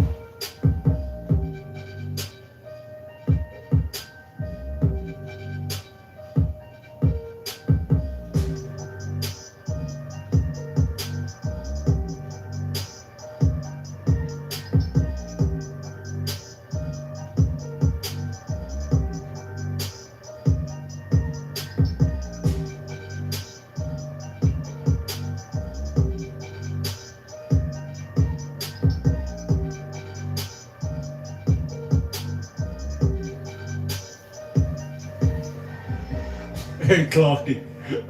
Hey. Can't talk about CVR like that, man. You know people will get you for that, yeah? You can't tell them that an iNuke play deeper bass than a CVR. They don't know about that. Hey look, you see why I still have 2 iNuke, man. They're not going nowhere, trust me. It's gonna be the test of time for me, man, trust me. I'm holding on to everything right now.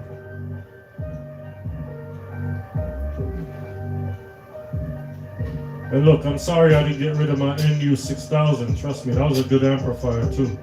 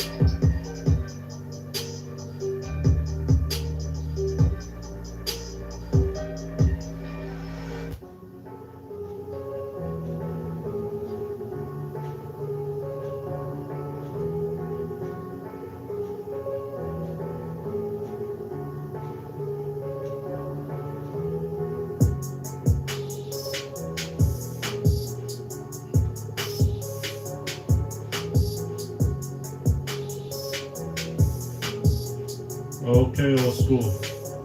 Yeah, I remember the Comptex and the Microtech. The only difference with the Microtech, though, I believe it don't have the knobs in the front. You know what I mean? But the Microtech is the bigger brother to the Micro, so I think they put a little bit more power in there. Yeah, but back in the day, man, these amplifiers was all, you know, very expensive. Even the Comptech was very expensive, you know?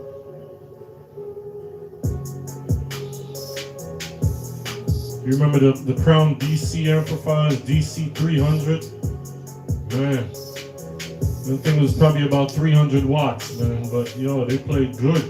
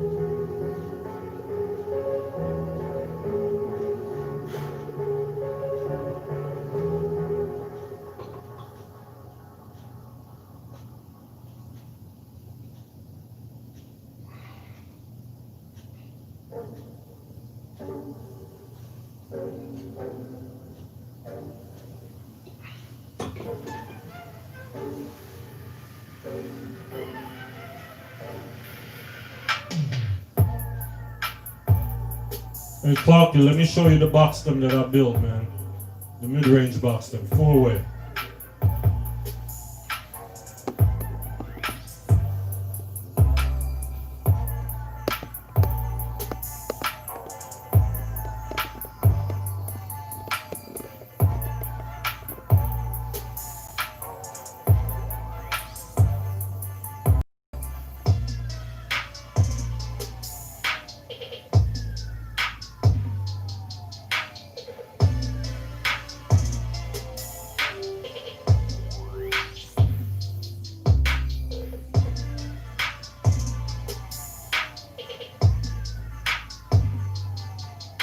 Just some test speakers in there right now, you know what I mean? I'm changing all the speaker down.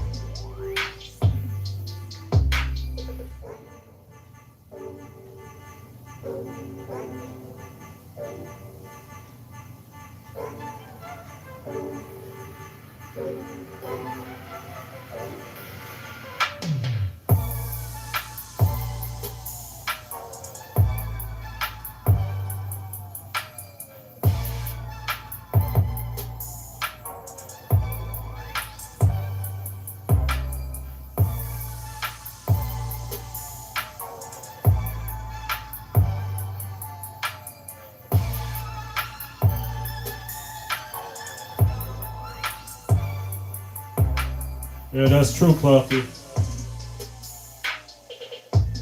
I believe that as well, you know?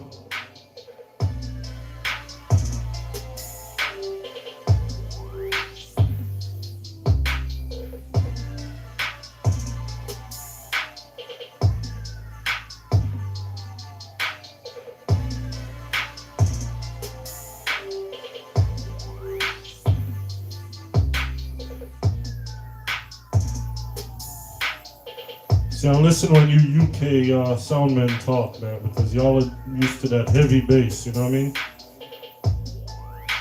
Y'all know what that heavy bass is, so I listen, trust me.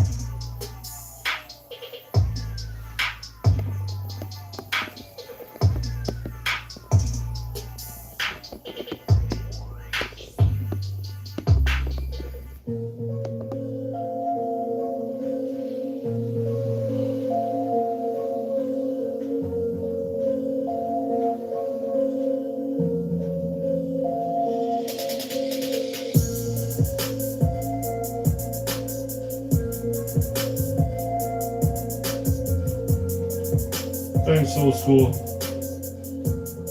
Yeah, man, if you see anybody with them design there, that's me first, alright?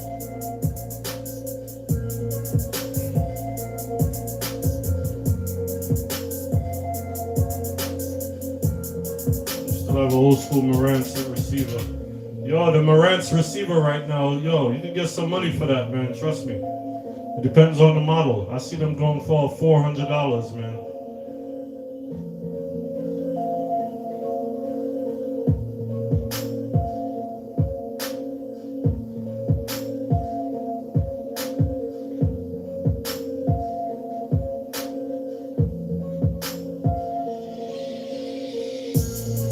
Okay, so use an X30 supporter plug here. So that means you'll love the Wasi amp then, man. You have to get a Wasi amp, you see what I'm saying?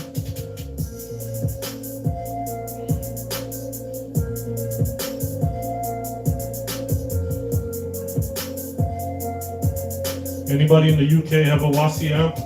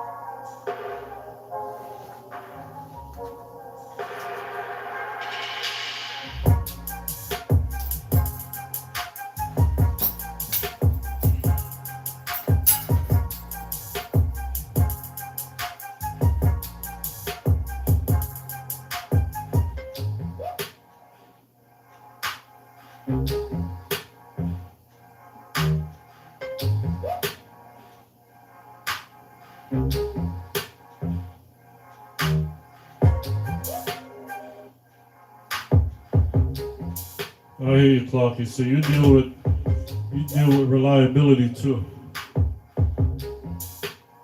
You know the CK26 will last a long, long, long, long time.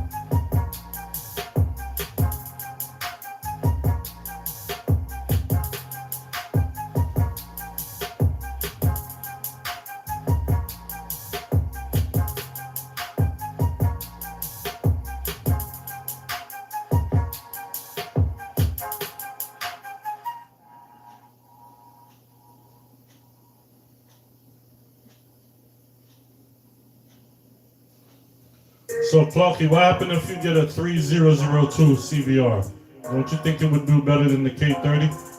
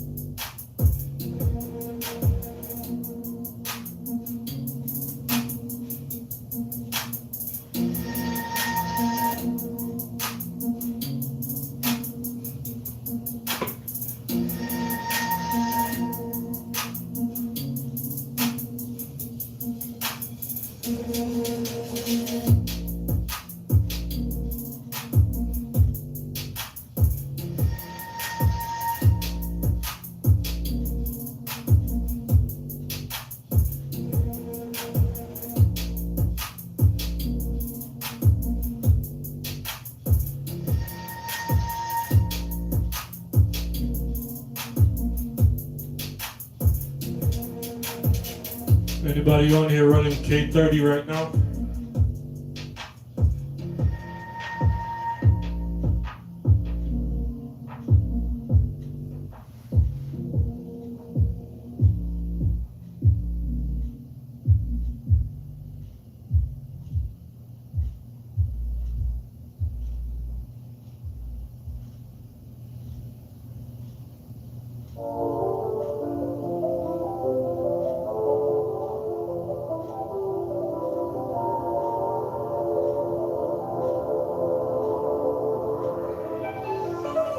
Yeah, I tell him that the Marantz amp is probably about $400, man. He probably sitting on a little money amp and he don't even know it. The receivers there, man, trust me, they have that value right now.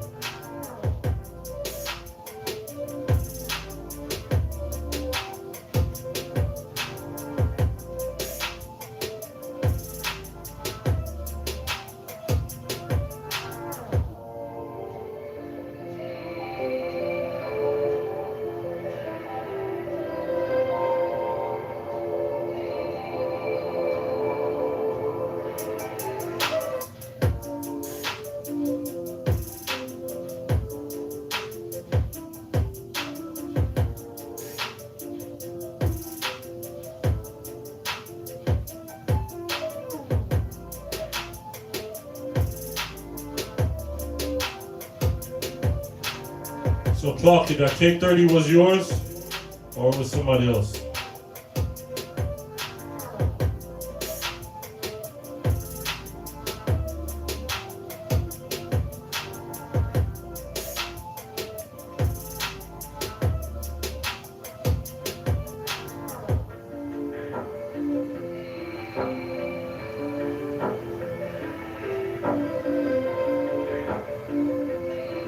Kevin, the Rockville sound good, man. If you have a little small event, you know what I mean, and you need a powered sub, trust me, a Rockville will work, you know? But you can't expect too much out of it for a big event or, you know, more than 100 people. I wouldn't do 100 people. But if you have two of them, you know what I mean, for a small event, and you have some good tops and you just want a little extra bass, you know what I mean?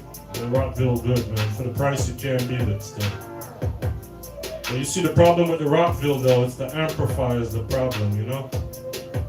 Where a lot of people might complain and say, you know, they clip easy. It's not the speaker, it's the amplifier. Because I take out that speaker out of that box. If you watch one of my video, I'll take out that same speaker from out of that Rockville box and put it and run it to an amplifier. And trust me, man, totally different thing, you know what I mean? Play way louder than the Rockville box. So it's the amplifier that's the problem. The speaker is good. You know?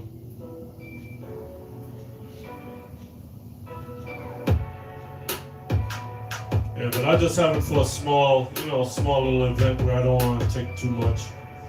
I can take, you know, one box and just the Rockville and I'm good, you know, one top end and I'm good. Yeah.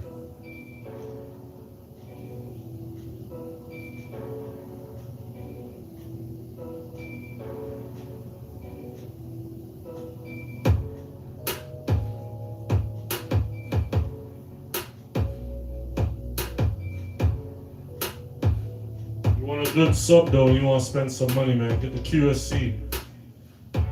QSC subwoofer 118.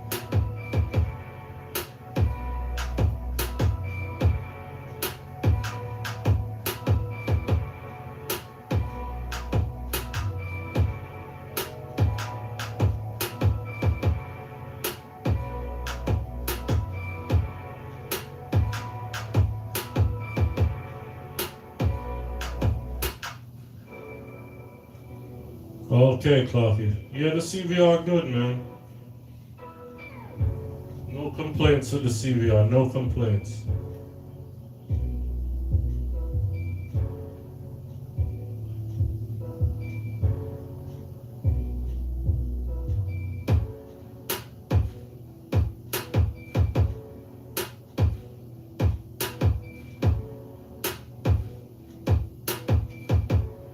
Hey, but look, I'm still putting the K30 third though. Yeah, the K30 is in third place, man. You know what I'm saying? So Wasi is leading right now. Wasi W15K is leading right now. CVR 3302 second. K30 is third, alright? Don't leave it in that order.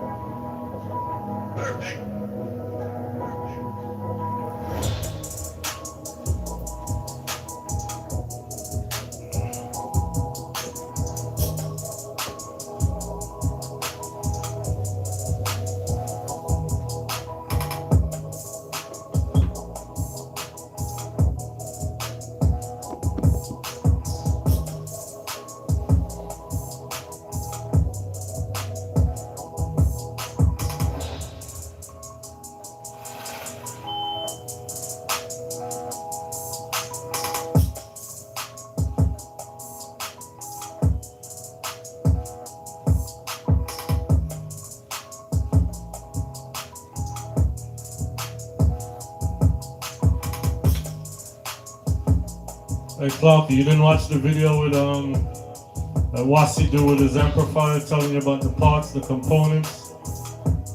So you figure a regular Honda Civic, right, or a Toyota Camry. I don't know if y'all have Camry over there in the UK, but you figure you have a Camry, right, and you change some of the parts and put in some turbo. Which one gonna be faster? The one without the turbo or the turbo one? So that will answer your question right there. I'm not gonna tell you.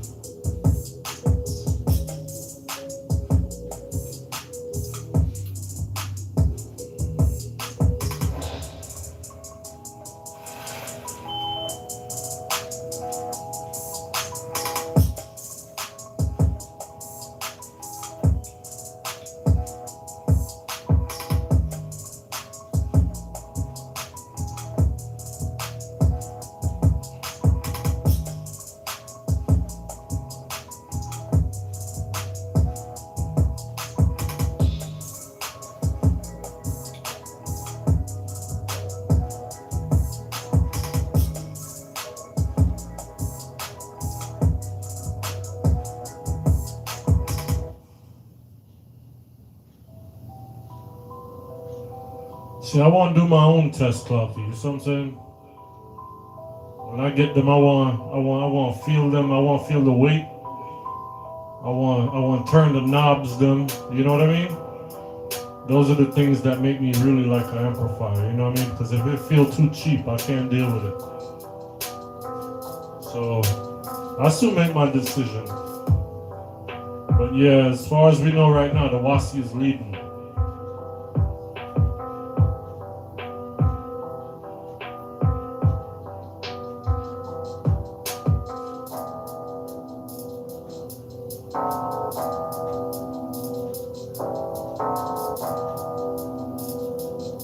You ever get some equipment and when you turn the knobs stick and they don't turn right, you know what I mean, and they shake, you know, and like you turn certain things and you get a little, I don't know, you just get a little bad vibe that it's cheap, you know what I mean?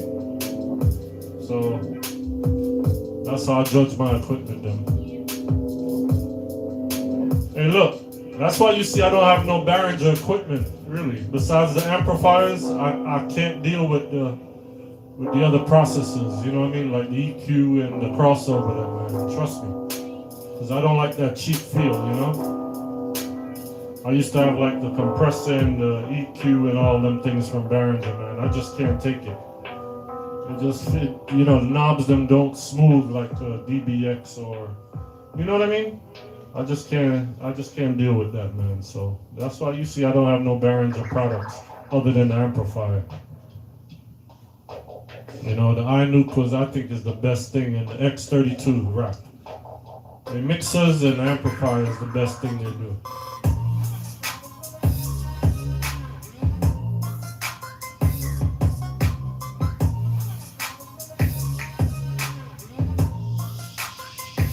Oh yeah, the system management by Behringer good too, you know.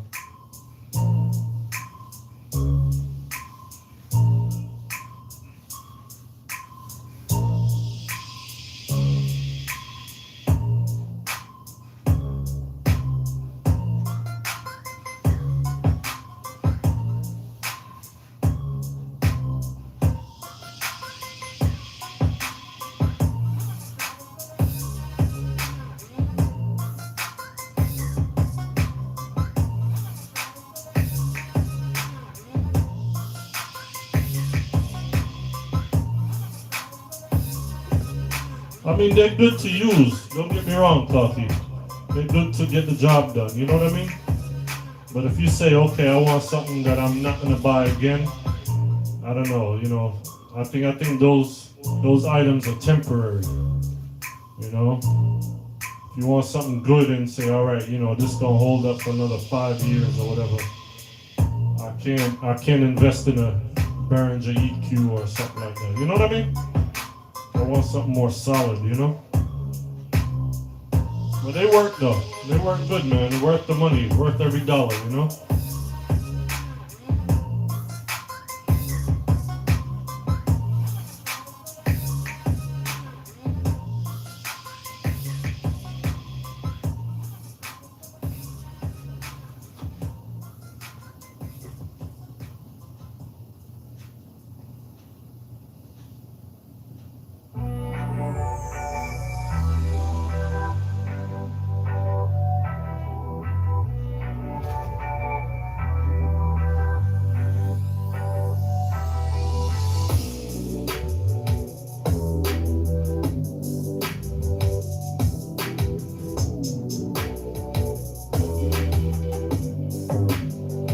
Definitely. They work, man. Trust me, they work.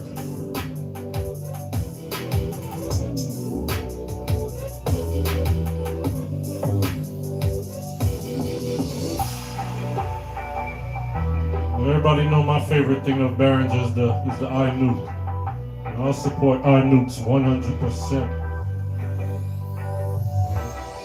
If you're a beginner and you want to build a sound system, Behringer is the way to go. The iNukes. Even the EuroPro good. Even though they're a little bit heavier, but still. You know, you want some nice bass and tops, man. You go with the Behringer iNukes. Or even the EuroPro. But the EuroPro is actually based off of the RMX QSC, so it's pretty much, you know, it's very similar to the RMX series. The only thing though, you know some of the QSC RMX that I don't like, the clip light. Them damn amps will clip when you playing tweeters with them and they have a clip light going. I don't find that with the EuroPro though. The EuroPro, I don't know. Actually, I've never seen a clip light with the EuroPro. But with the Behringer, you just turn it on in your house and you're playing and you get the goddamn clip light. You know what I mean? Yeah.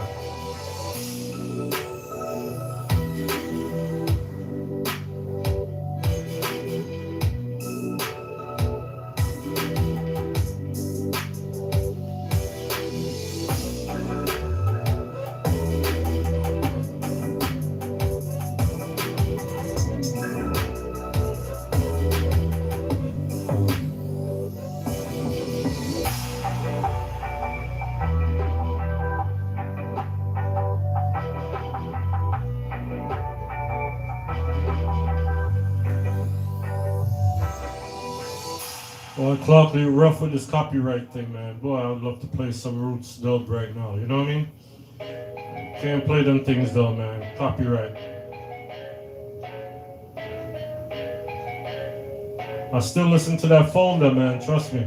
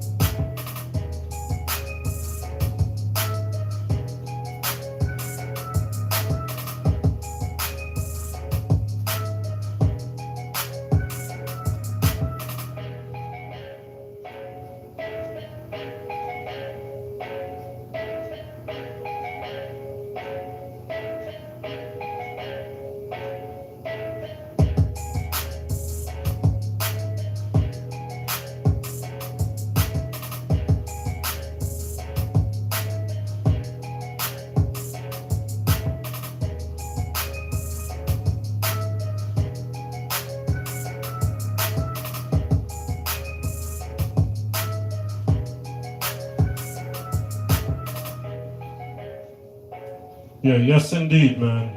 The RMX is good amplifiers. Don't get me wrong, they're good. You know, I just don't like to see red light, you know.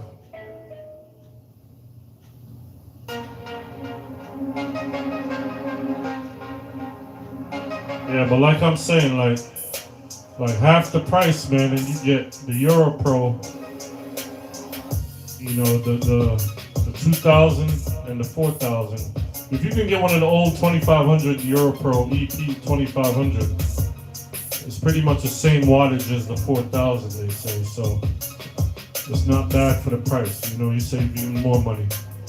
But I mean, some people use even the 4000 play bass, so I mean, it's a pretty solid amplifier. So I mean, you want to save $500, man, you get the Euro Pro versus like a RMX, you know. A lot of people don't know that, you know. It's pretty much a copy of the RMX series. But like I said, it's less clippy than the RMX 2450.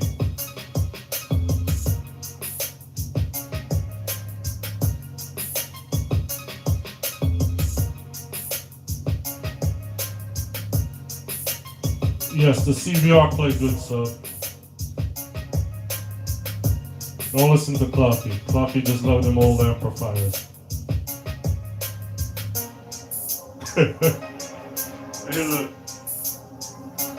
Hey look, CVR iNuke, man, you can't go wrong. iNuke 12,000 CVR, okay? If you want even better, you go Wasi.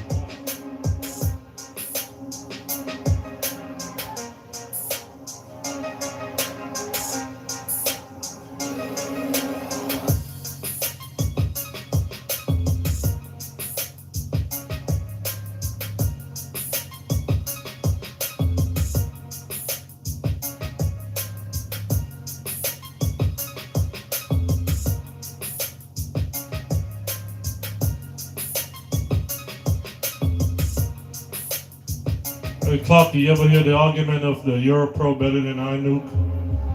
Nah, I don't think so, man.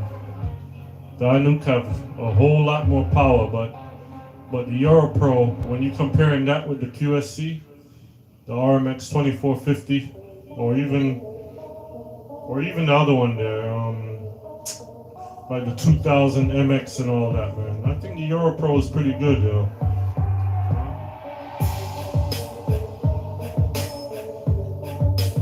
You see all them amps there, I use them to play tweeter and horn, you know what I mean?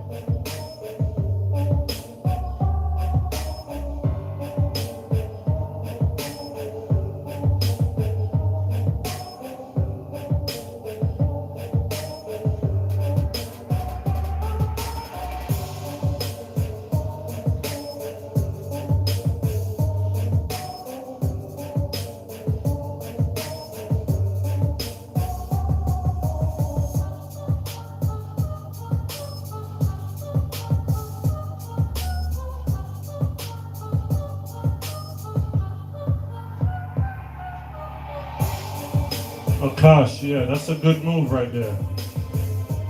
The CVR will give you more power than the 50-50. That's a fact.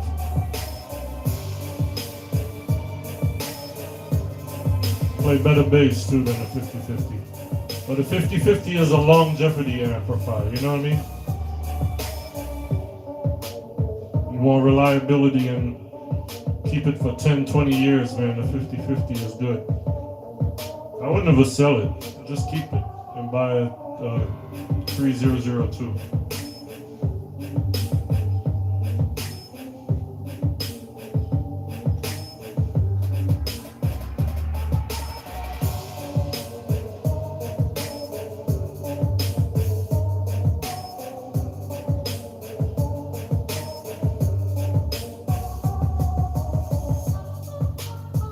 Hey Bevan, what do you say burn speaker easily? Which one?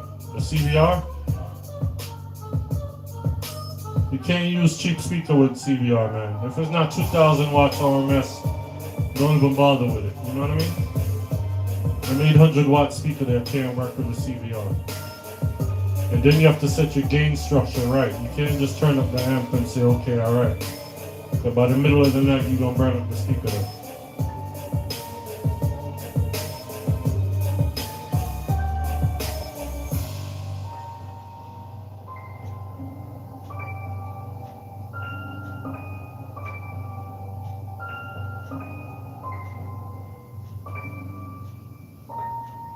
Yes, Clarky, for reliability, yes, the QSC.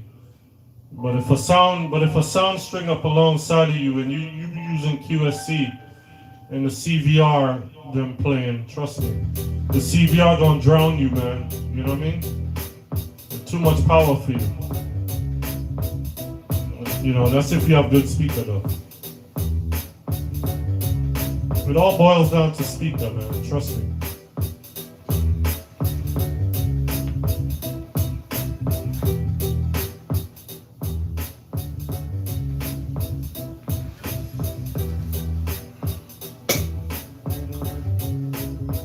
I'll tell you straight, you better you buy some really good speaker, the best you can afford, right? And then you buy a cheap amplifier, you know what I'm saying? With a lot of power like the CVR or the iNuke, you know? Don't do it the other way around. Don't buy a cheap speaker and then a cheap amplifier. No, it don't make no sense, man.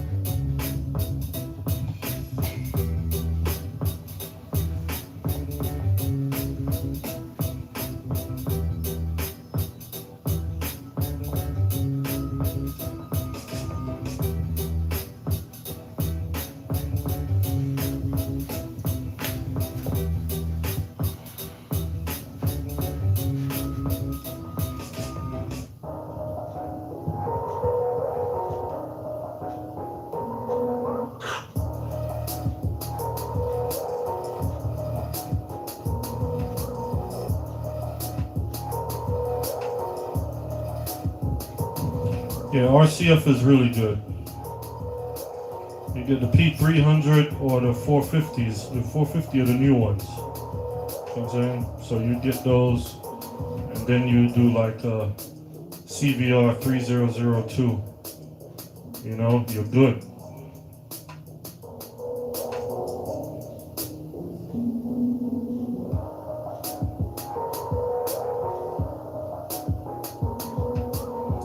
Sound is good too, but I would definitely do RCF. I'm an RCF guy. The BNC also. RCF, BNC. 18 sound third for me.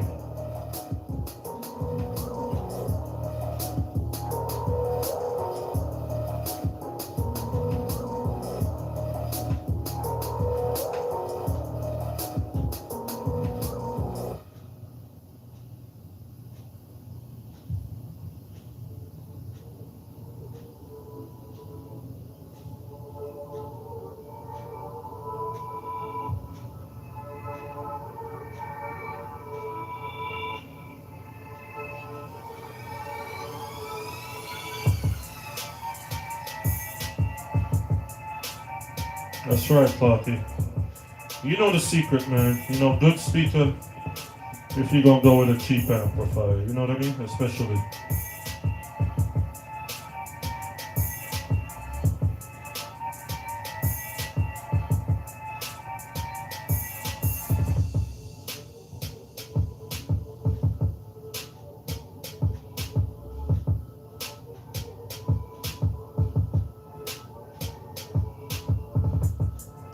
Selenium is good. Selenium is JBL. JBL makes Selenium, so anything Selenium is good. Their horns are good, drivers are good, tweeters are good. But JBL for bass, no. I can't do it. That's old school. I mean, when you're dealing with a sound system, but I mean, for regular events, yeah, JBL is alright, but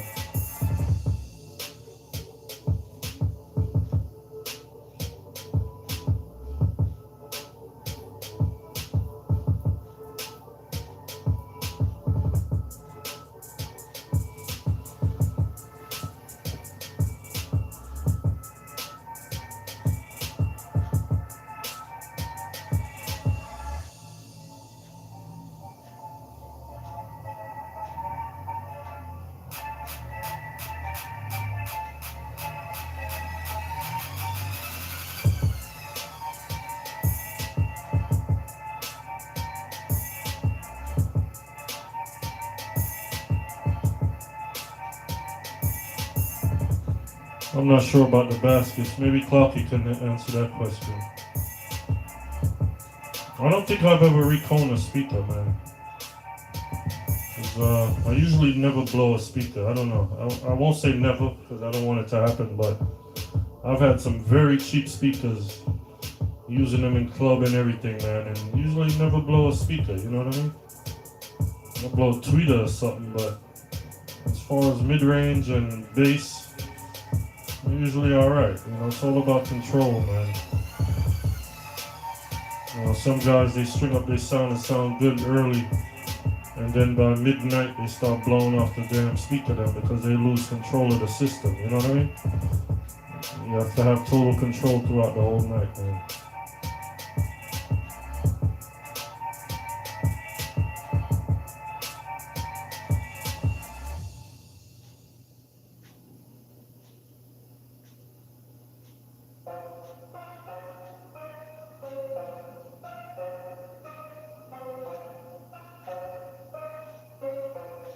Definitely, Clarky, respect, you know? Yeah, some people, they blow speaker like every dance or every event they play. They blow tweeter and they blow mid-range or they blow bass. Or even burn up an amplifier. Like how do you do that? I don't understand that scenario, man. Like, I mean, do you string up the sound and leave, you know, kids playing it or people that don't know what they're doing? You must always stay close to your system to where you can monitor and control certain things, you know? It don't make no sense, man, you know?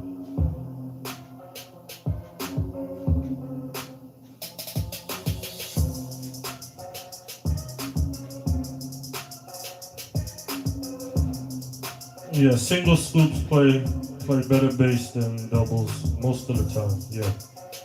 Most of the time. And again, it all comes down to speakers, man, you know?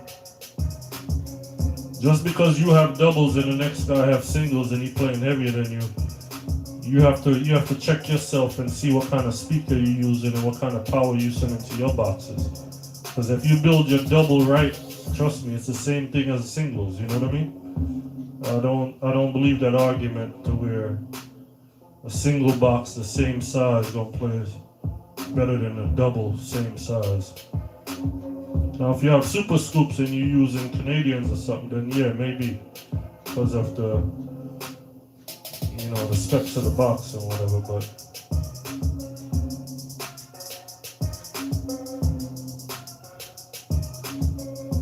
hey Clarky, yeah, that's the same thing I think, man. They must have a lot of money or don't care about their system. Well, you know what it is though. These are people that don't really have an ear for sound system that do that. You know, they don't know nothing about no sound system. They just like to play music. They're just DJs, you know what I mean? They have no idea about sound system and how to monitor certain things and have an ear for something when it's about to peak out or watch the amplifiers to make sure, you know, it's not going into clip mode and all that thing, man. They don't know none of them things there, man. These are people with money that just say, okay, I want to play music, you know. So every night they play, they blow something. They burn up an amplifier, they burn up a box, they, you know what I mean? Them type of foolishness. You know, it's like a waste. Why even bother? You know, you don't have an ear for it. Let somebody else deal with it. I have an ear for it. Save you some money.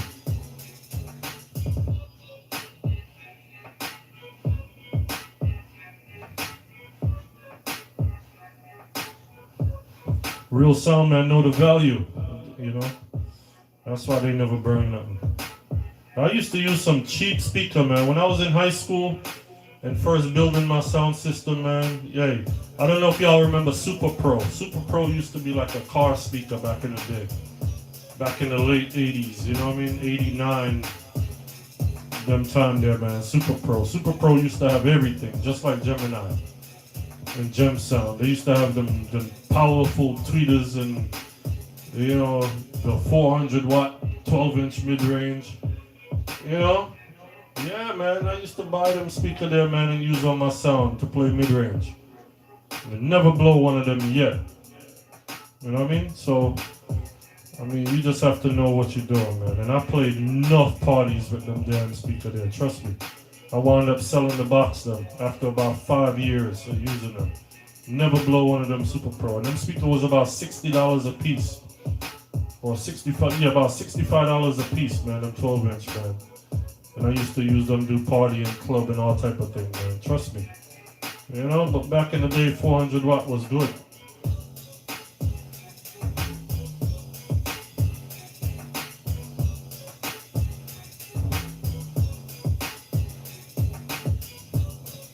See, that's why I want to watch this rat race right now.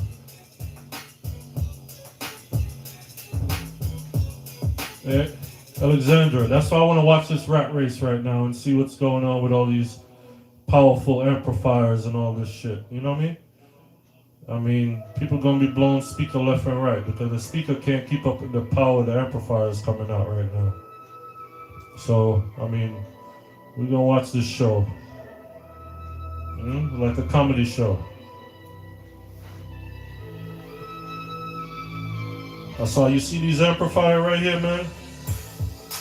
Yep.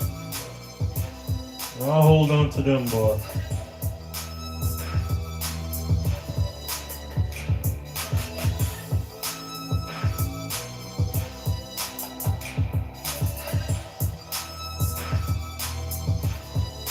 I love my CBR, but boy, believe me, I could have bought 2 more of these with the price of this one. You know what I mean? But I'm gonna watch it and see.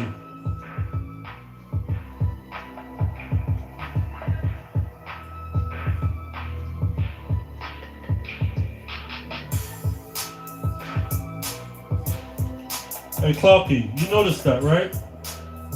Remember back in the day, man, you have an 800 watt speaker, believe me, and if you have 8 of them in a dance hall, man, it's like, yo, you can't hear the next day, man, the way you deaf. You know what I mean? That thing beat out your chest.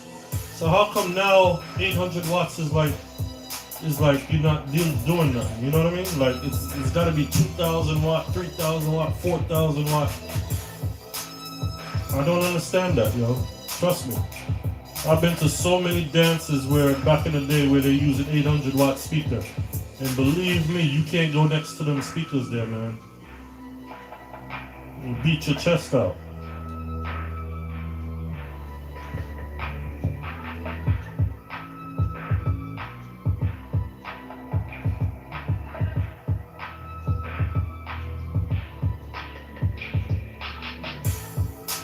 Hey, old school, yo, your homeboy, yo, he needs to really reevaluate his situation, what he got going on there, because obviously Him or his engineer don't know what they're doing.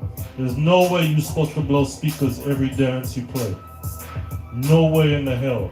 That's not supposed to happen, man.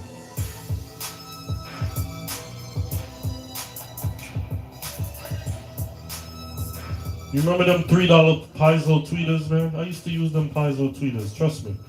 And I could play a dance all night and none of them blow. Several dances at that.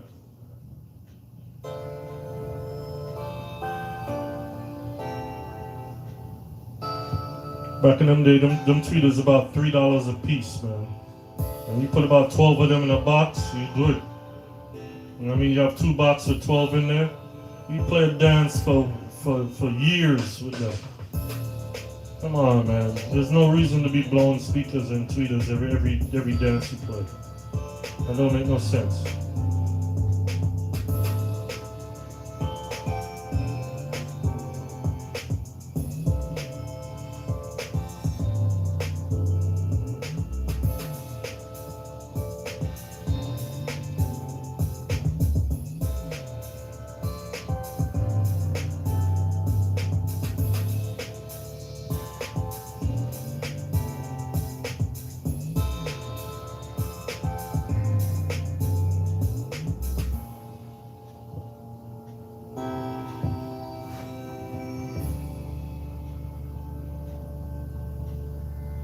Some sound men just have money to waste, you know? They just want the newest and the latest thing, but they have no idea how to use it.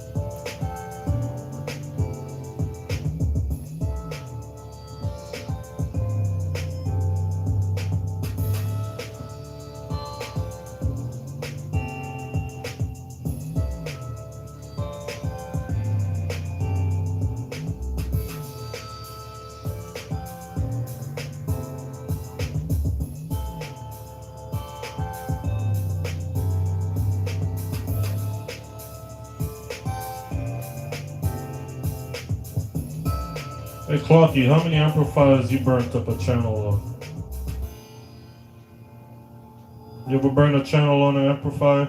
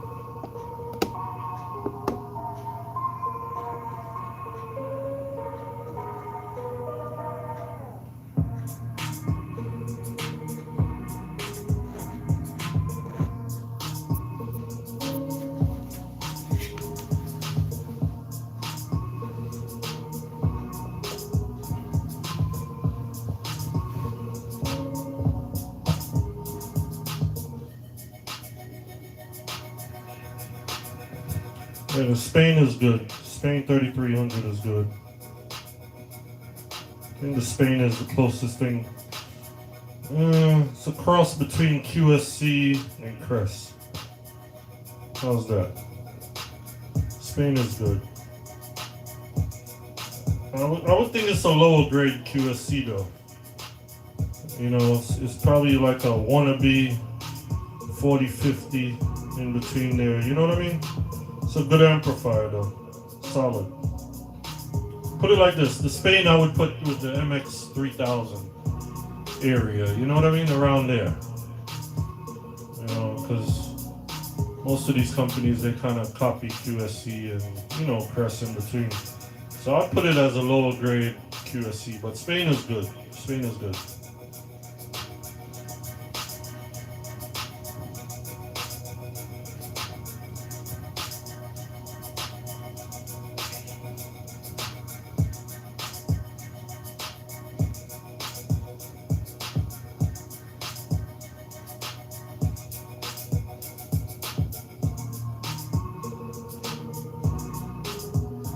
What brand won you was that?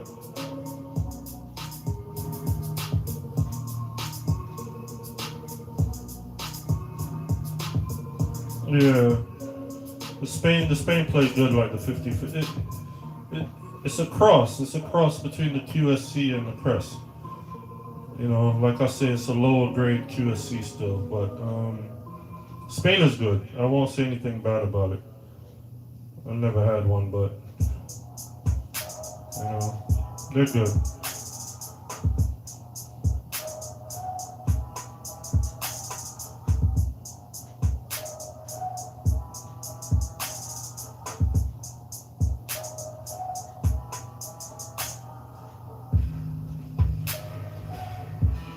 You have some cheap Rockvilles.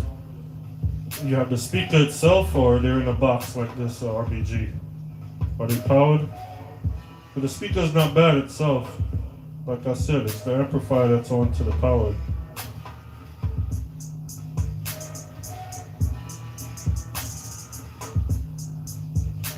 PV. That pin job that was I burnt one channel of a Crown Power Bass 2, and that was probably over, jeez, how long ago was that? Probably over 20 years ago, man. And I didn't hook up the speakers on there. I think that's why that channel burned. Back in the day, you just plugged the banana plug on there, and I think the polarities were reversed. Actually, the technician that worked on that amplifier before, when I bought it and it wasn't working, and he fixed it. He took the protection off, so the amplifier couldn't clip. You know what I mean? So you got more power out of it. So that was the main reason why the channel blown. But other than that, I've never burnt the channel of an amplifier.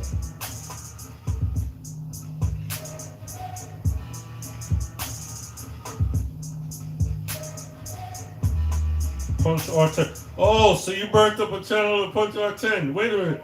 But Clarky, you was endorsing that amplifier. Is that why you got rid of them? Hey, I was like what? 5 feet away from buying a damn Punch R10, man, huh? And I remember I asked you, I was like, yo, how's the Punch R10? That day I was gonna buy one. And you stopped me. You was like, yeah, they're all right, but they're delicate.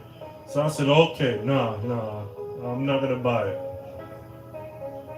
I'm glad I didn't buy it, because I was trying to find anything to avoid buying a CVR at that time. Remember?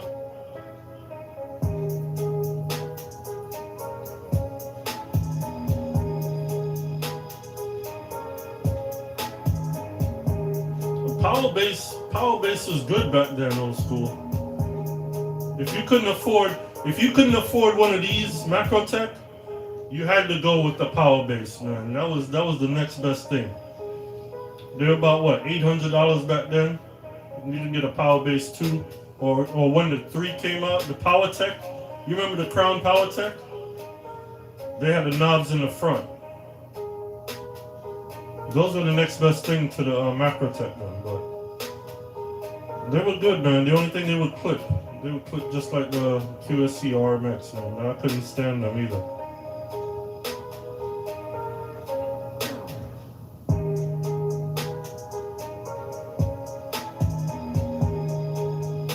Well, y'all bring back some memories with these old amps, man. Trust me. Who remember the PV800, CS800? I think that was better than the power bass and all them other little low-grade amplifiers. Microtech, all of that, man. That CS800, I don't know what they put in that damn thing.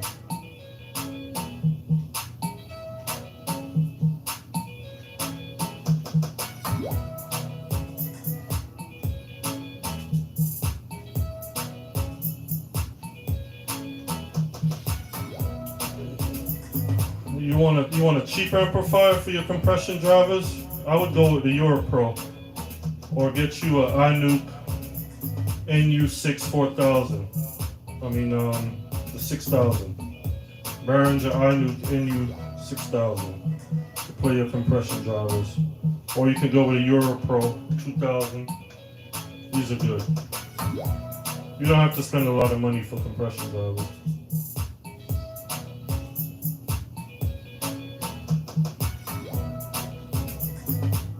$300-400 amplifier is good enough for compression drivers.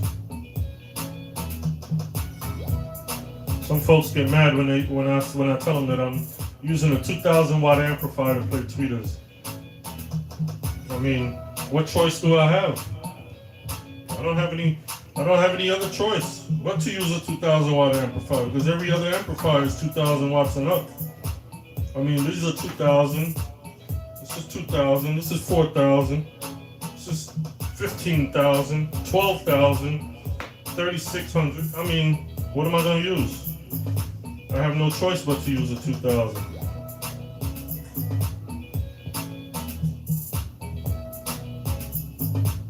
It's all about how you set your gain structure and set your crossover points, set your limiter on your crossover outputs, and you're good. That's why you have limiters. Use them.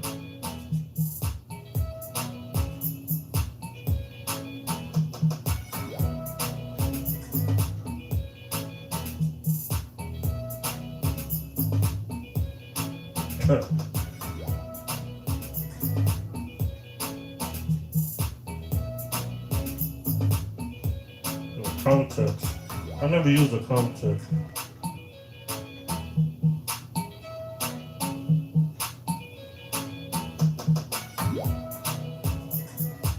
Exactly, old school. It's not what you have, it's how you hook it up. But in a sense with that though, try to get a little wise on your choice of purchase. Some purchases are crazy. Don't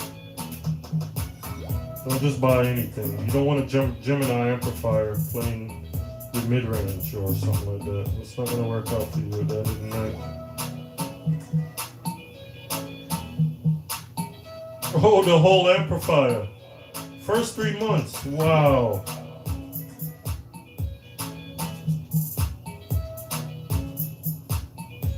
Four channel replacement after a month of channel one gone. So did you get another one from the company? Claudia, did you get another one from the company? The R10? Oh, that's why they stopped pushing that amplifier, huh? Because of you?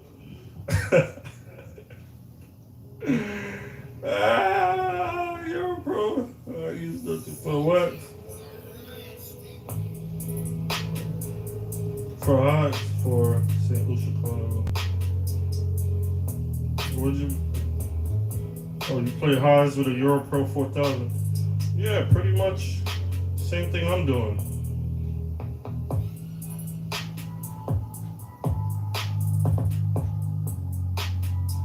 The Euro Pros work, man. I see guys in Jamaica using Euro Pro playing bass, so it can play tweeters, mid or whatever if you have a lot.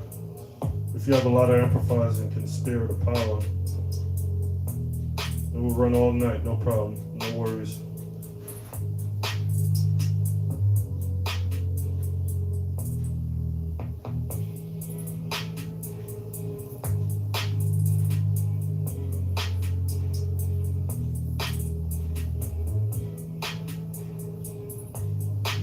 Okay, we'll see something real crazy when I get the WASI amplifiers. And I have CVRs playing mid bass or something like that.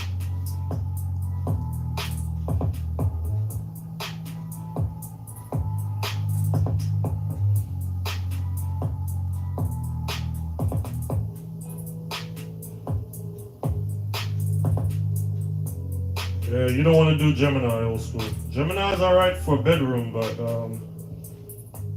I've had some rough nights with a Gemini amplifier back in my day. Jesus. Every time you get on the mic and say something loud, man, the goddamn thing clip out.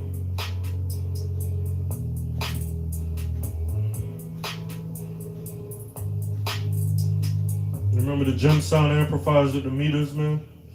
Yep, I had that too.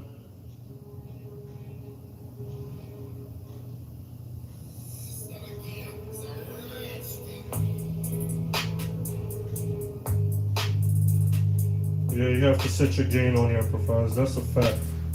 But like I say, the brand does play a part, man. Trust me. Don't just buy anything and say, okay, this is gonna work. I'm gonna set my gain structure. It will work for a few hours, and they always sound great at home. When you get out there with a crowd with 200-300 people, that's when it's gonna be the real test. So that's why I do these lives, so that way y'all can ask me what works and what doesn't work. Because I've pretty much used, pretty much every brand except for PowerSoft.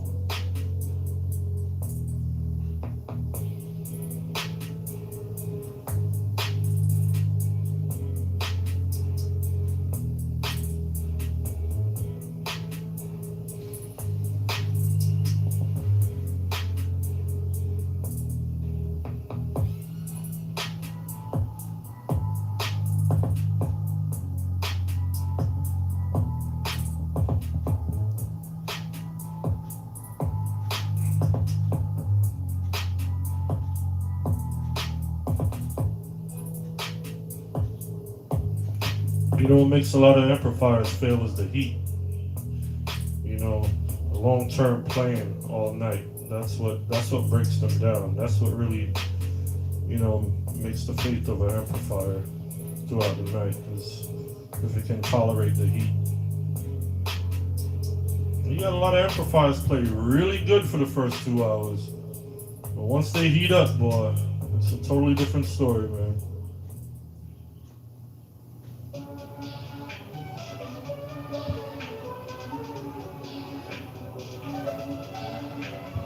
And you really want to go there, you put those macro techs up against any amplifier in here that I have, and we see who's really the boss.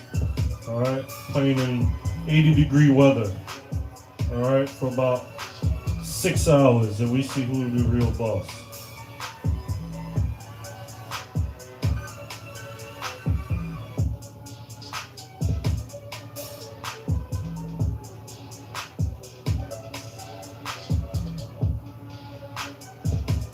I play loud enough that you can't stand in front of the speakers, pretty much.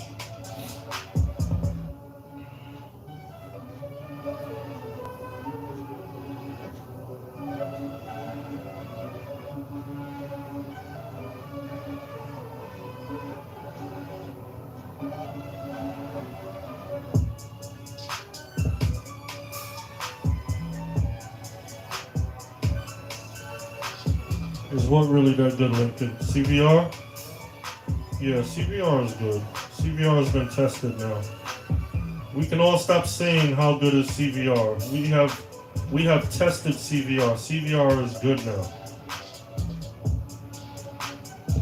CVR has passed the test.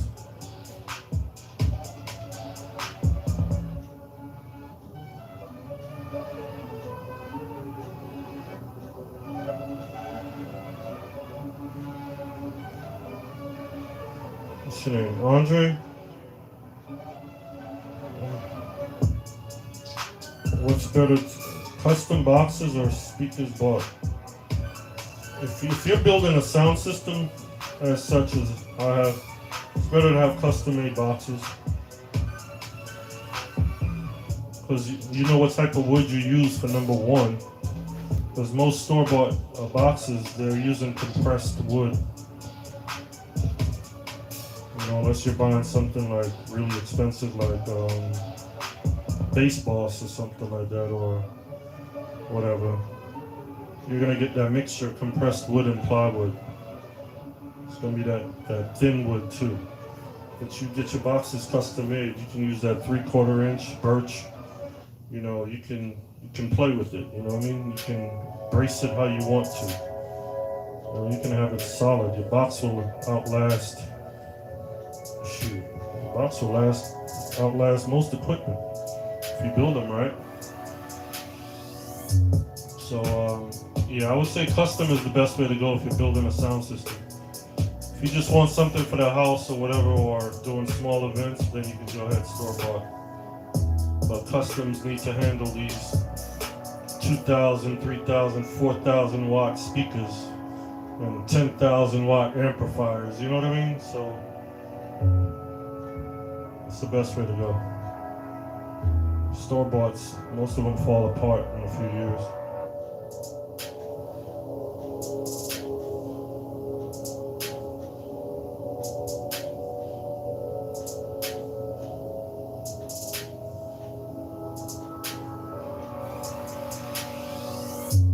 Hey Andre, watch my video with the JBL SRX.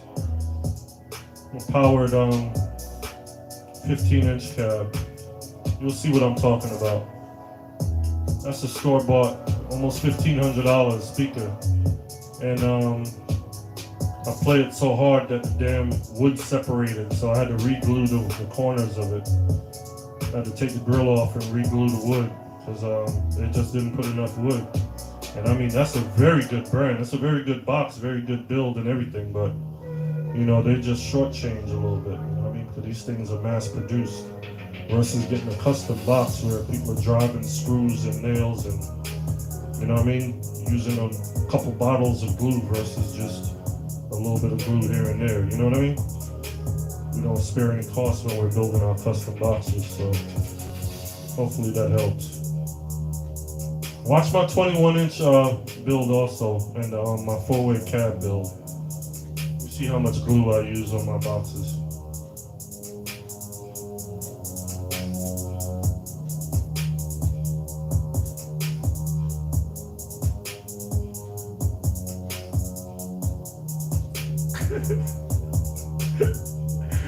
Hey, old school, you love them Comtex, boy. Hey, look, the Comtex didn't have knobs in the front, man. I don't like that. That reminds me of the power bass, so that's why I never touched basses with it. I never got them. All right, they were lower end Microtex. No knobs in the front. You know what those are? Those are for permanent installs. Those are like hard to use, like just like the power bass with the gains in the back. I don't think they were road friendly.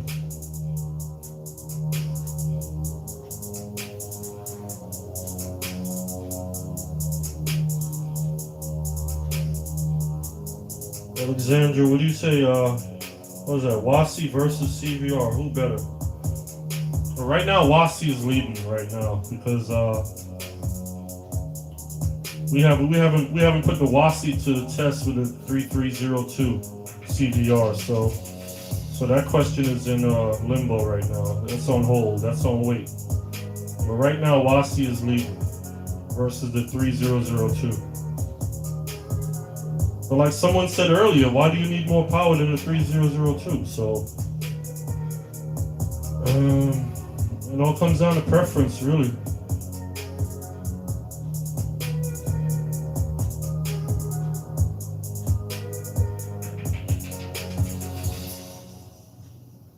Exactly, old school. You're gonna reinforce those Rockvilles for real. I haven't done mine because.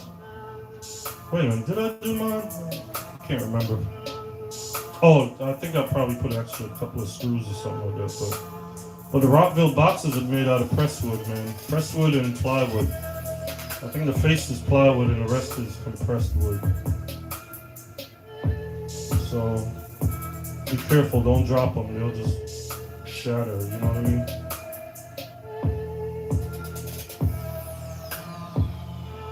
Yorkville is really good.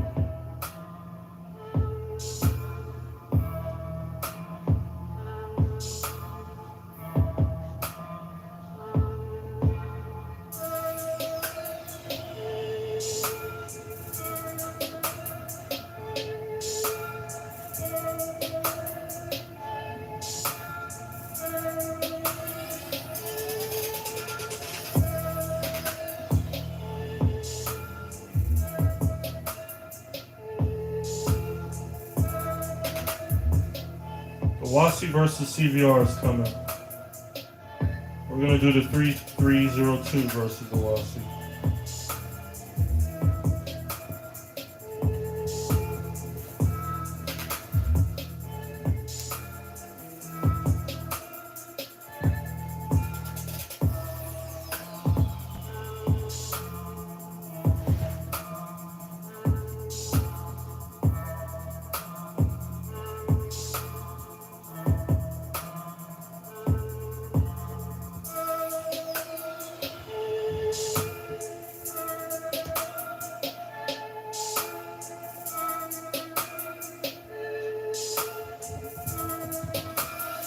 Andre, you asked thoughts on analog crossover or digital crossover.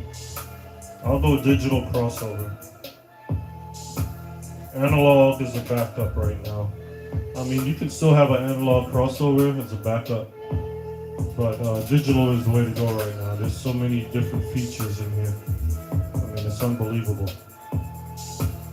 You can set your limiter points. You can, you know, set your crossovers, your EQ, everything within one unit. You have more options with your channels also.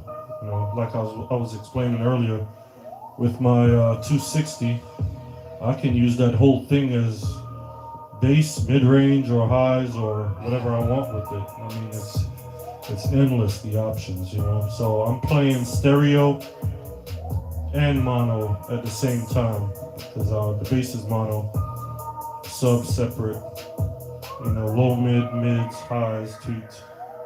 It's all separate, but you know, it's kind of stereo optional also.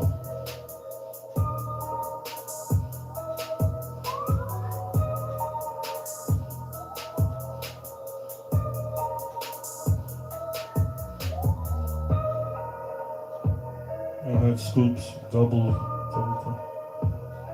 And the scoops was the thing. I used to build scoops like crazy. I had 2 doubles and 4 singles, man.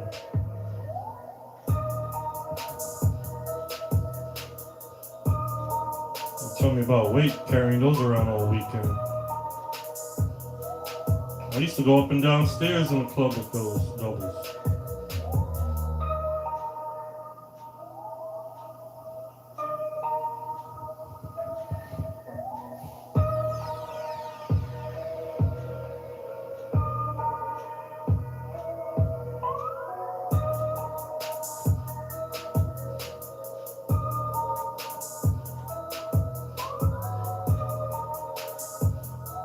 Yeah, the Behringer sound management is better. But I'm old school, so I'm gonna have an EQ. We're not gonna disclose. We're not gonna ban EQs, all right? EQs separately is. I mean, that's like precision. I mean, I can tweak something out really quick. I mean, for me to do that on the DBX, I gotta go through hit the menu button and stroll through and do all that crazy stuff. I mean, I need an EQ where I can just touch something really quick, you know what I mean?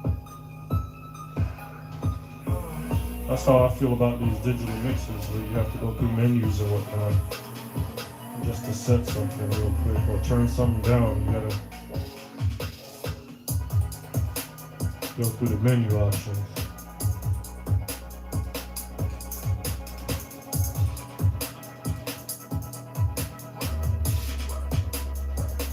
LinkedIn drive racks. Which drive rack is the best? I'm gonna go with the DBX 260 or the 360. If you can get a 480, then that's great. But I'm gonna leave it right there. As far as the affordable ones, I mean, if you want to go like some higher brands, Ashley is good also.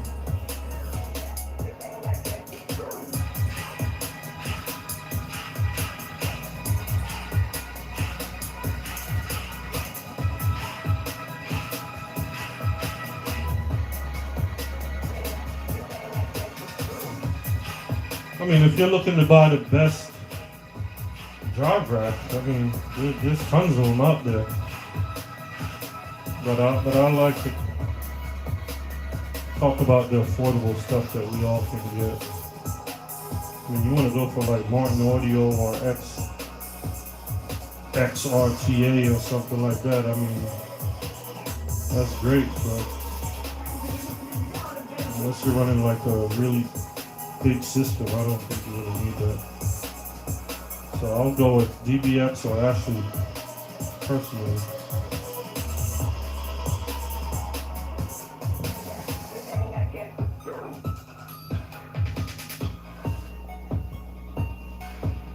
On digital, what's your take on digital processes? They're great, they're good.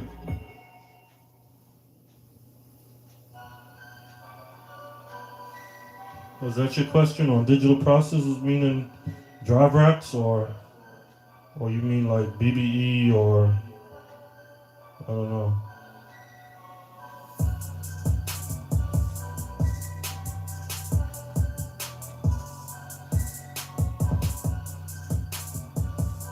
Yeah, I'm old school. I'm gonna always have an EQ, I think. There's gotta be an EQ somewhere on my system, I don't care. There's gotta be something I can touch really quick and tune. I mean, the EQ on your controller is okay, but it's not precise as well as the EQ. I mean, if 1K is bothering me, I can touch my EQ and it'll eliminate some of it. You know what I mean? I mean, when you have a sound system, you get that good where you can almost tell the frequency that's irritating you. I mean, if it's 500 or 1K or whatever it may be, you can find that and just get rid of it real quick or turn it up if need be.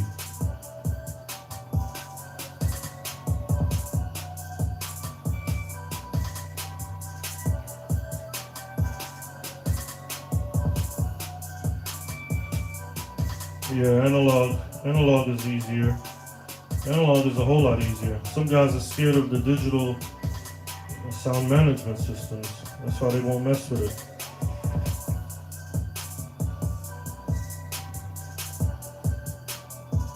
It's easy to forget with the digital management system, I'll tell you that. Because mine is just set and I forget it, just leave it. I don't really mess with it because I have so many other processes that I can tune what I need to. So once you have like a drive rack, you kind of set it and you don't ever mess with it like that anymore. So then what? You know, you kind of forget how to use the damn thing after a while, you know?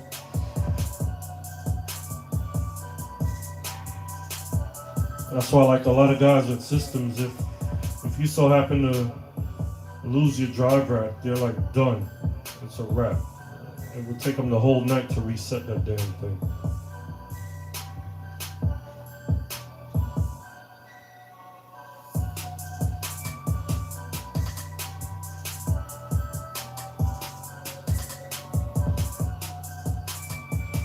Yeah, you can connect it to a laptop, but it's still going to take you longer than somebody that has an analog crossover.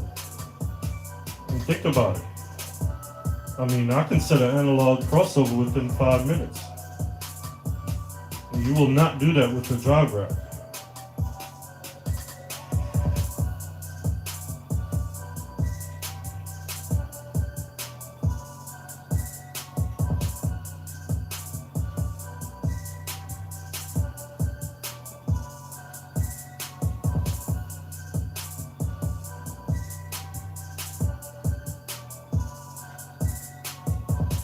I see a lot of sound system with drive racks and still an analog crossover in there,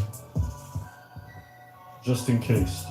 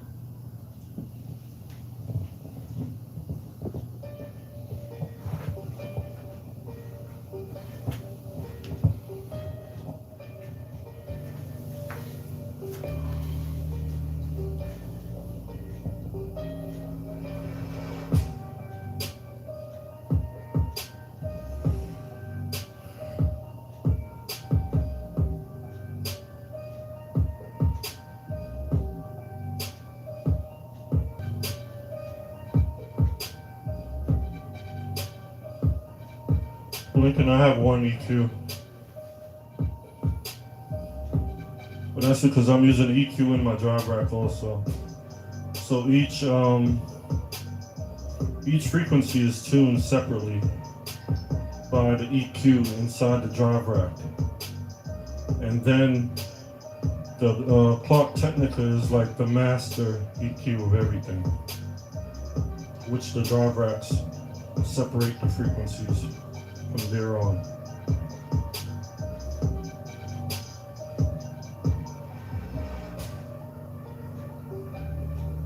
I don't know, probably string my system different than a lot of people, because they would say, okay, you have a BBE and you have the affix also, but my BBE is the master in the system. It's ahead of the whole chain. You understand what I'm saying? So the whole system runs through the BBE, cleans it up, whatever, and the affix is just only on my bass and my subs. So my tops are not affected by the affix. But my Clark Technica affects the whole system.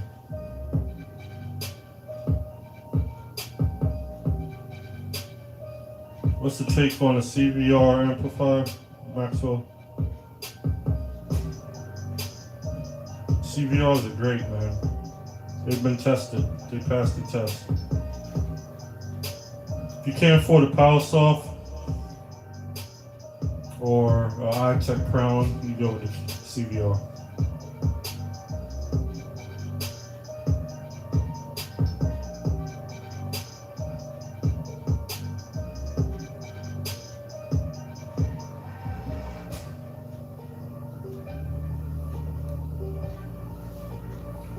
Best bang for your buck, CVR and iNuke.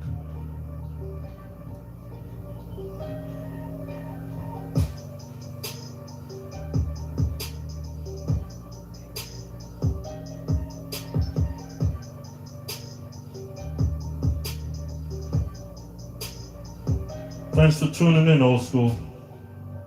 I appreciate it, man. Much love. Yeah, I'll be on next week. Next week, Thursday, I'll be on. Same time.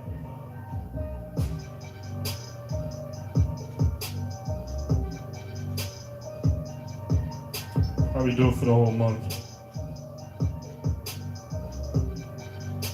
You're running 15 what? Maxwell, what are you running? 15 CVRs?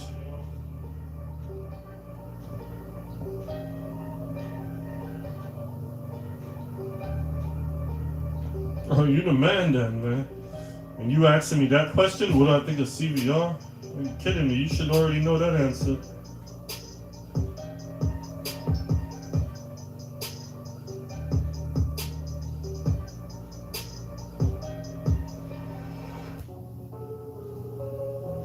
You've seen many iNukes with the red line around the volume.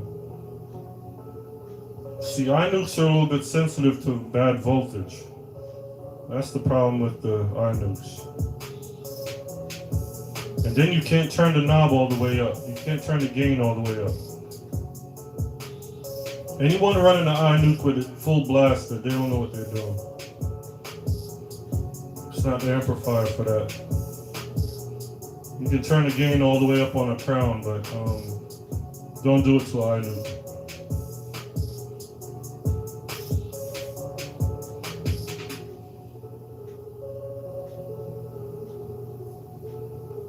Respect, Clarky. Thanks for tuning in, man. I'll be on next week. Same time, same place. This heavy ass equipment ain't going nowhere. I'll be right here.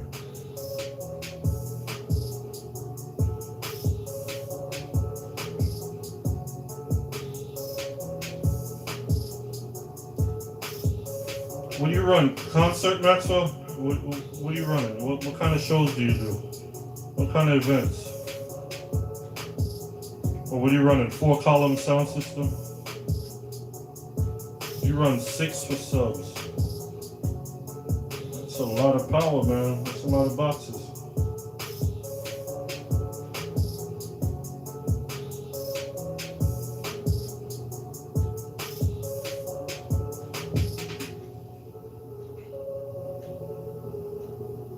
So Maxwell, my system or your system? I have 9 amplifiers, okay? I have 1 CVR. Yours or mine?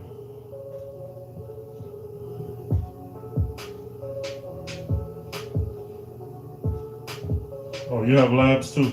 You have lab clones or you have real labs?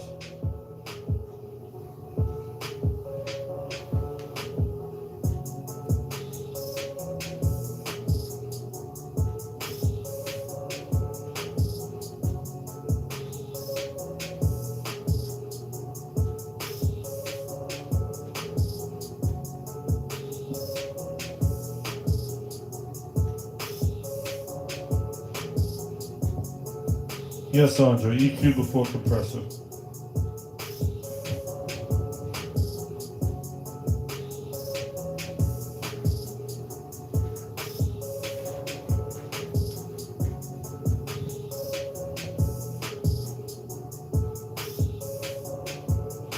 Oh, you're running shows, okay.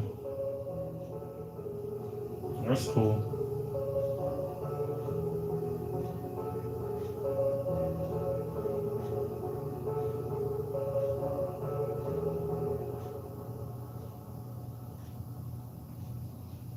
Well, if you have 15 CVRs and you have 4 labs, yeah, I can expect a little problem there with power.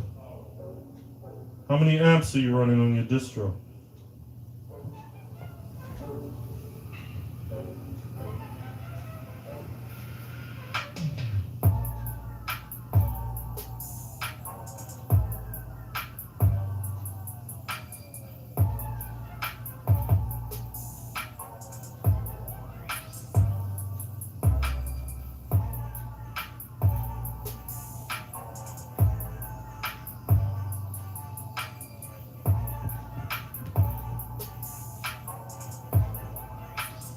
Lincoln, to answer that question, how many amps do I recommend for a 5-way system?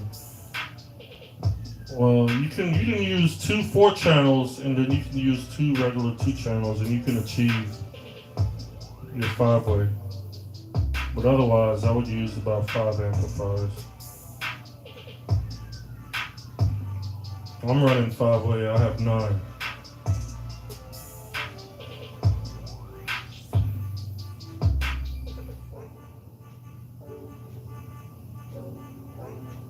Three distro, 5 amps per distro.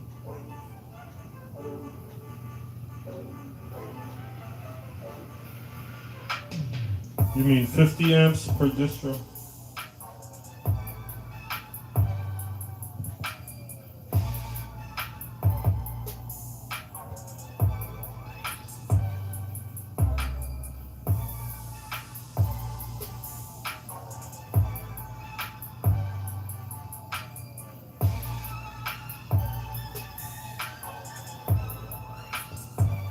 Okay, cool. That sounds good though, man.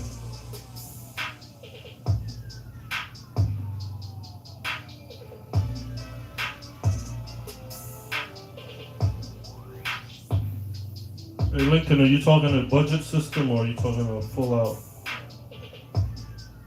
pro level system? I can tell you an easy way to achieve that 5-way with some good power.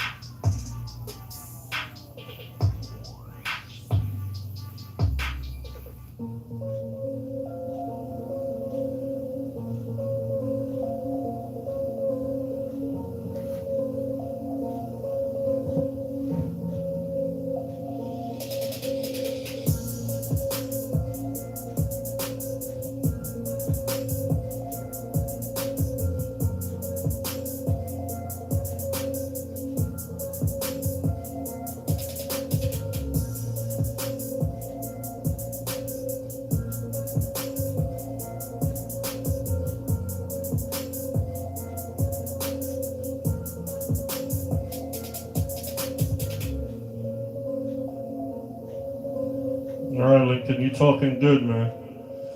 Can't go wrong with either decision.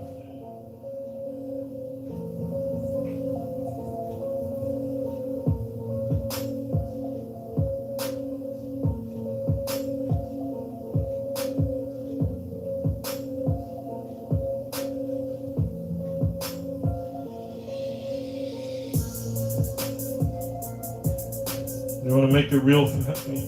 You want to make it happen real fast. You can get 2CVR2004. Get 2 of those and get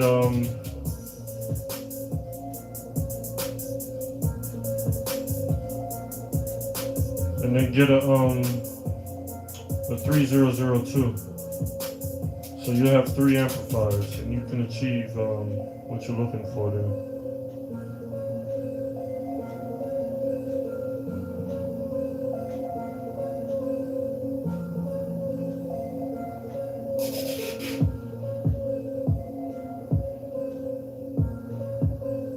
Now I don't go that far into the DAW stuff and all that.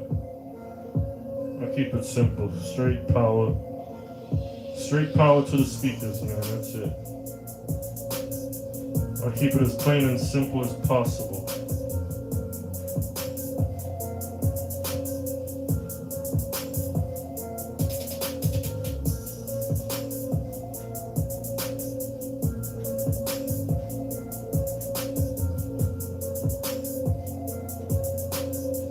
X32 is good.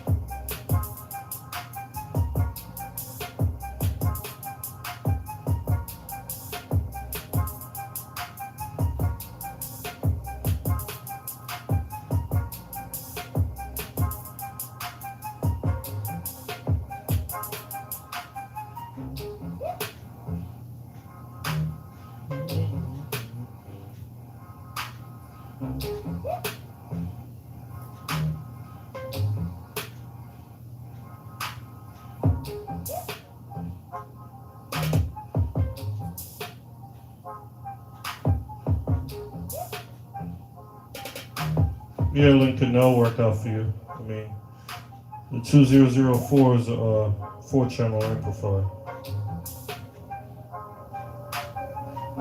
And you're just playing mono, that's all.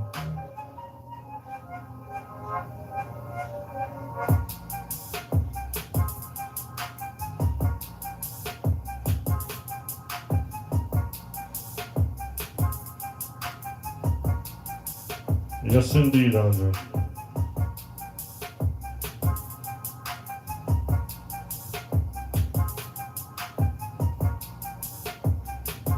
I mean, you can get so good with your system that you can tell every nook and cranny. Anything that sounds out of whack, you can kind of figure it out right away. I mean, if I hear a buzz or a little noise, I kind of can pinpoint where it's at.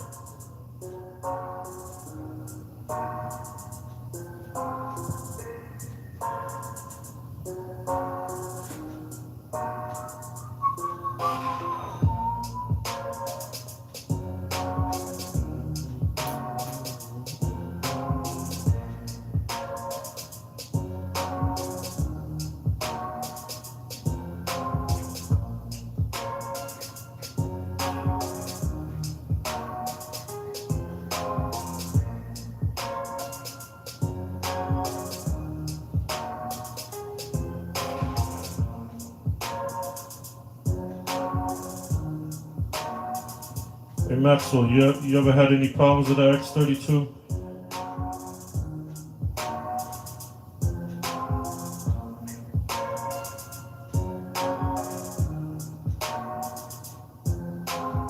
Yes, indeed, Andre. When you have your system, you'll know what I'm talking about. You can tell when one speaker don't sound right.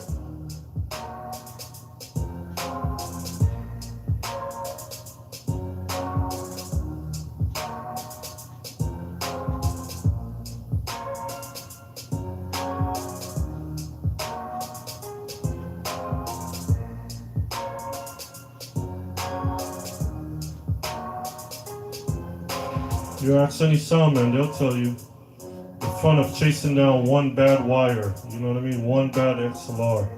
Because you just know something is wrong, you know something don't sound right, and you know it's got to be one wire.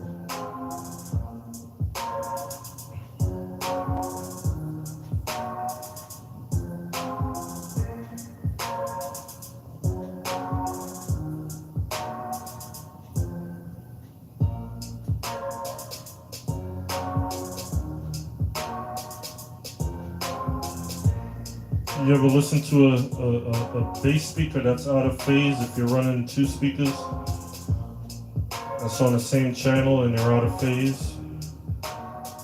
And you just know that speaker is not playing right because the way the bass sounds. And then that's a good step right there because you can, you know, you're on a good way of telling how your sound's supposed to play.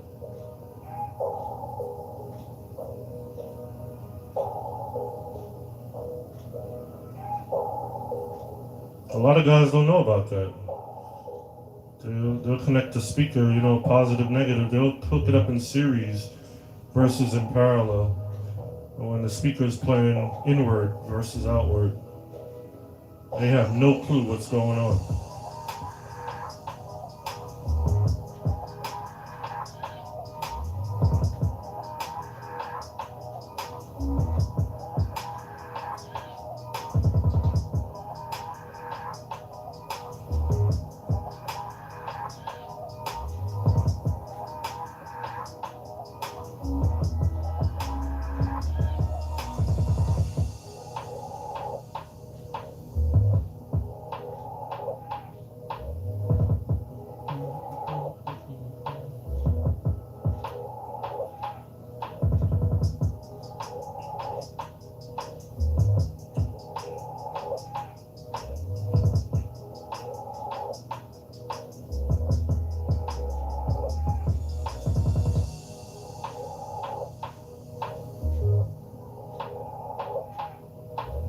So Maxwell, my rack or your rack?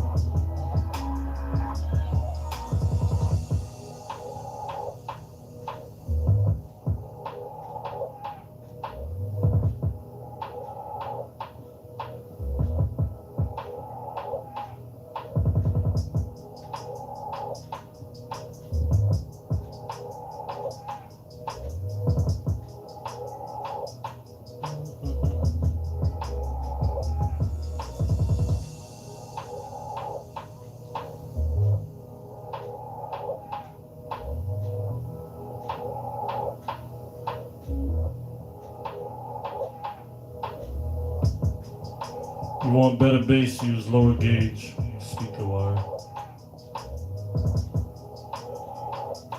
Shorter the distance, the better. Further the distance, the lower the gauge.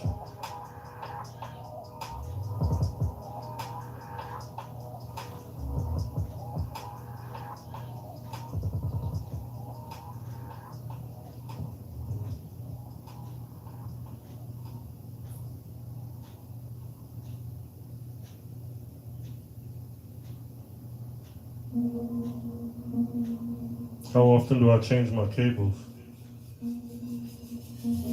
Not often at all.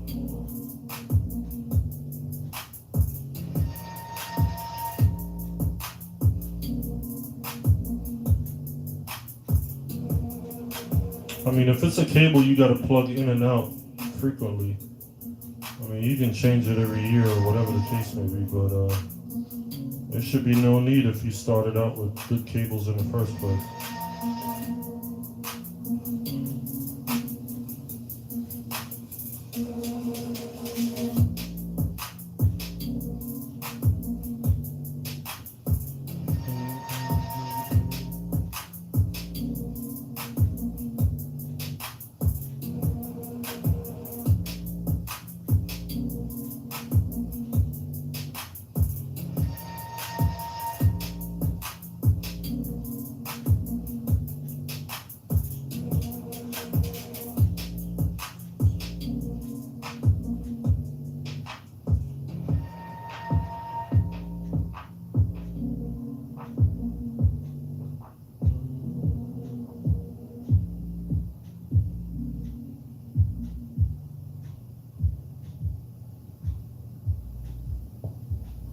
No, I don't build my own cables.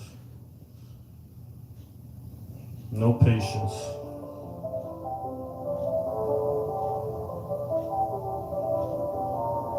I could solder, but I just don't have the patience of doing it.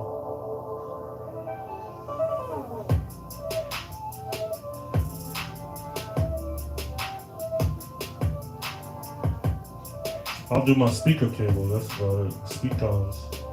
But as far as XLRs, nah. Just don't have the patience for it.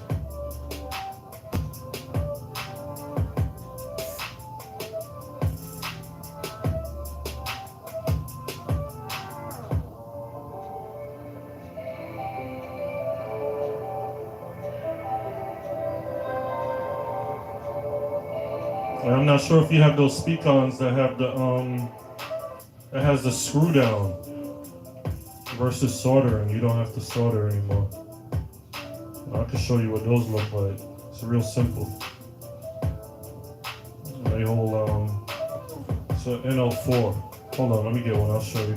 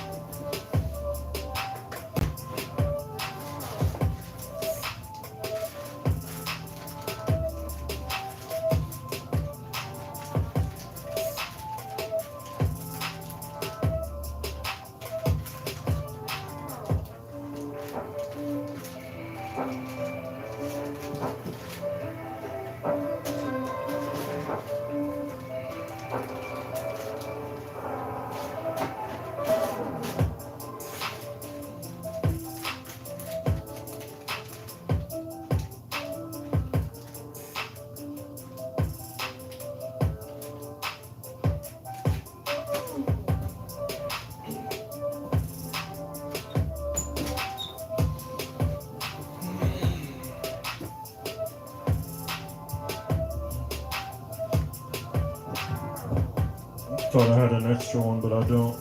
They got them plugged in right now.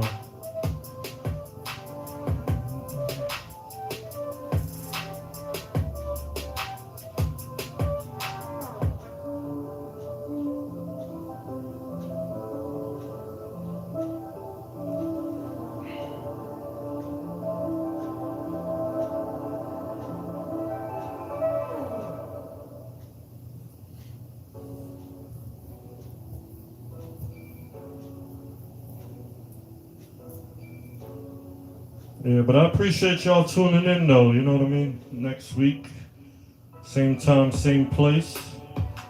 Tell a friend, share the knowledge, and let's keep sound system culture alive, alright? DJ SHAW1KINGLEGEND. I got a lot of new vids coming out, some reviews, some new amplifiers. So just stay tuned to the channel, alright? If you haven't subscribed, subscribe. Alright? And just spread the word, alright?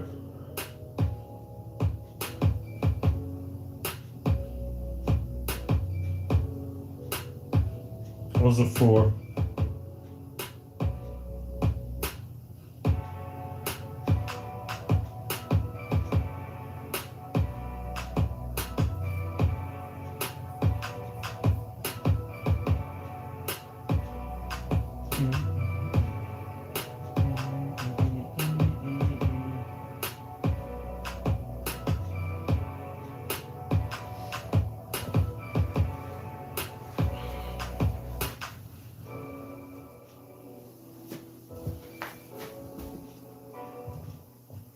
All right, y'all. See y'all next week, all right? Same time, same place.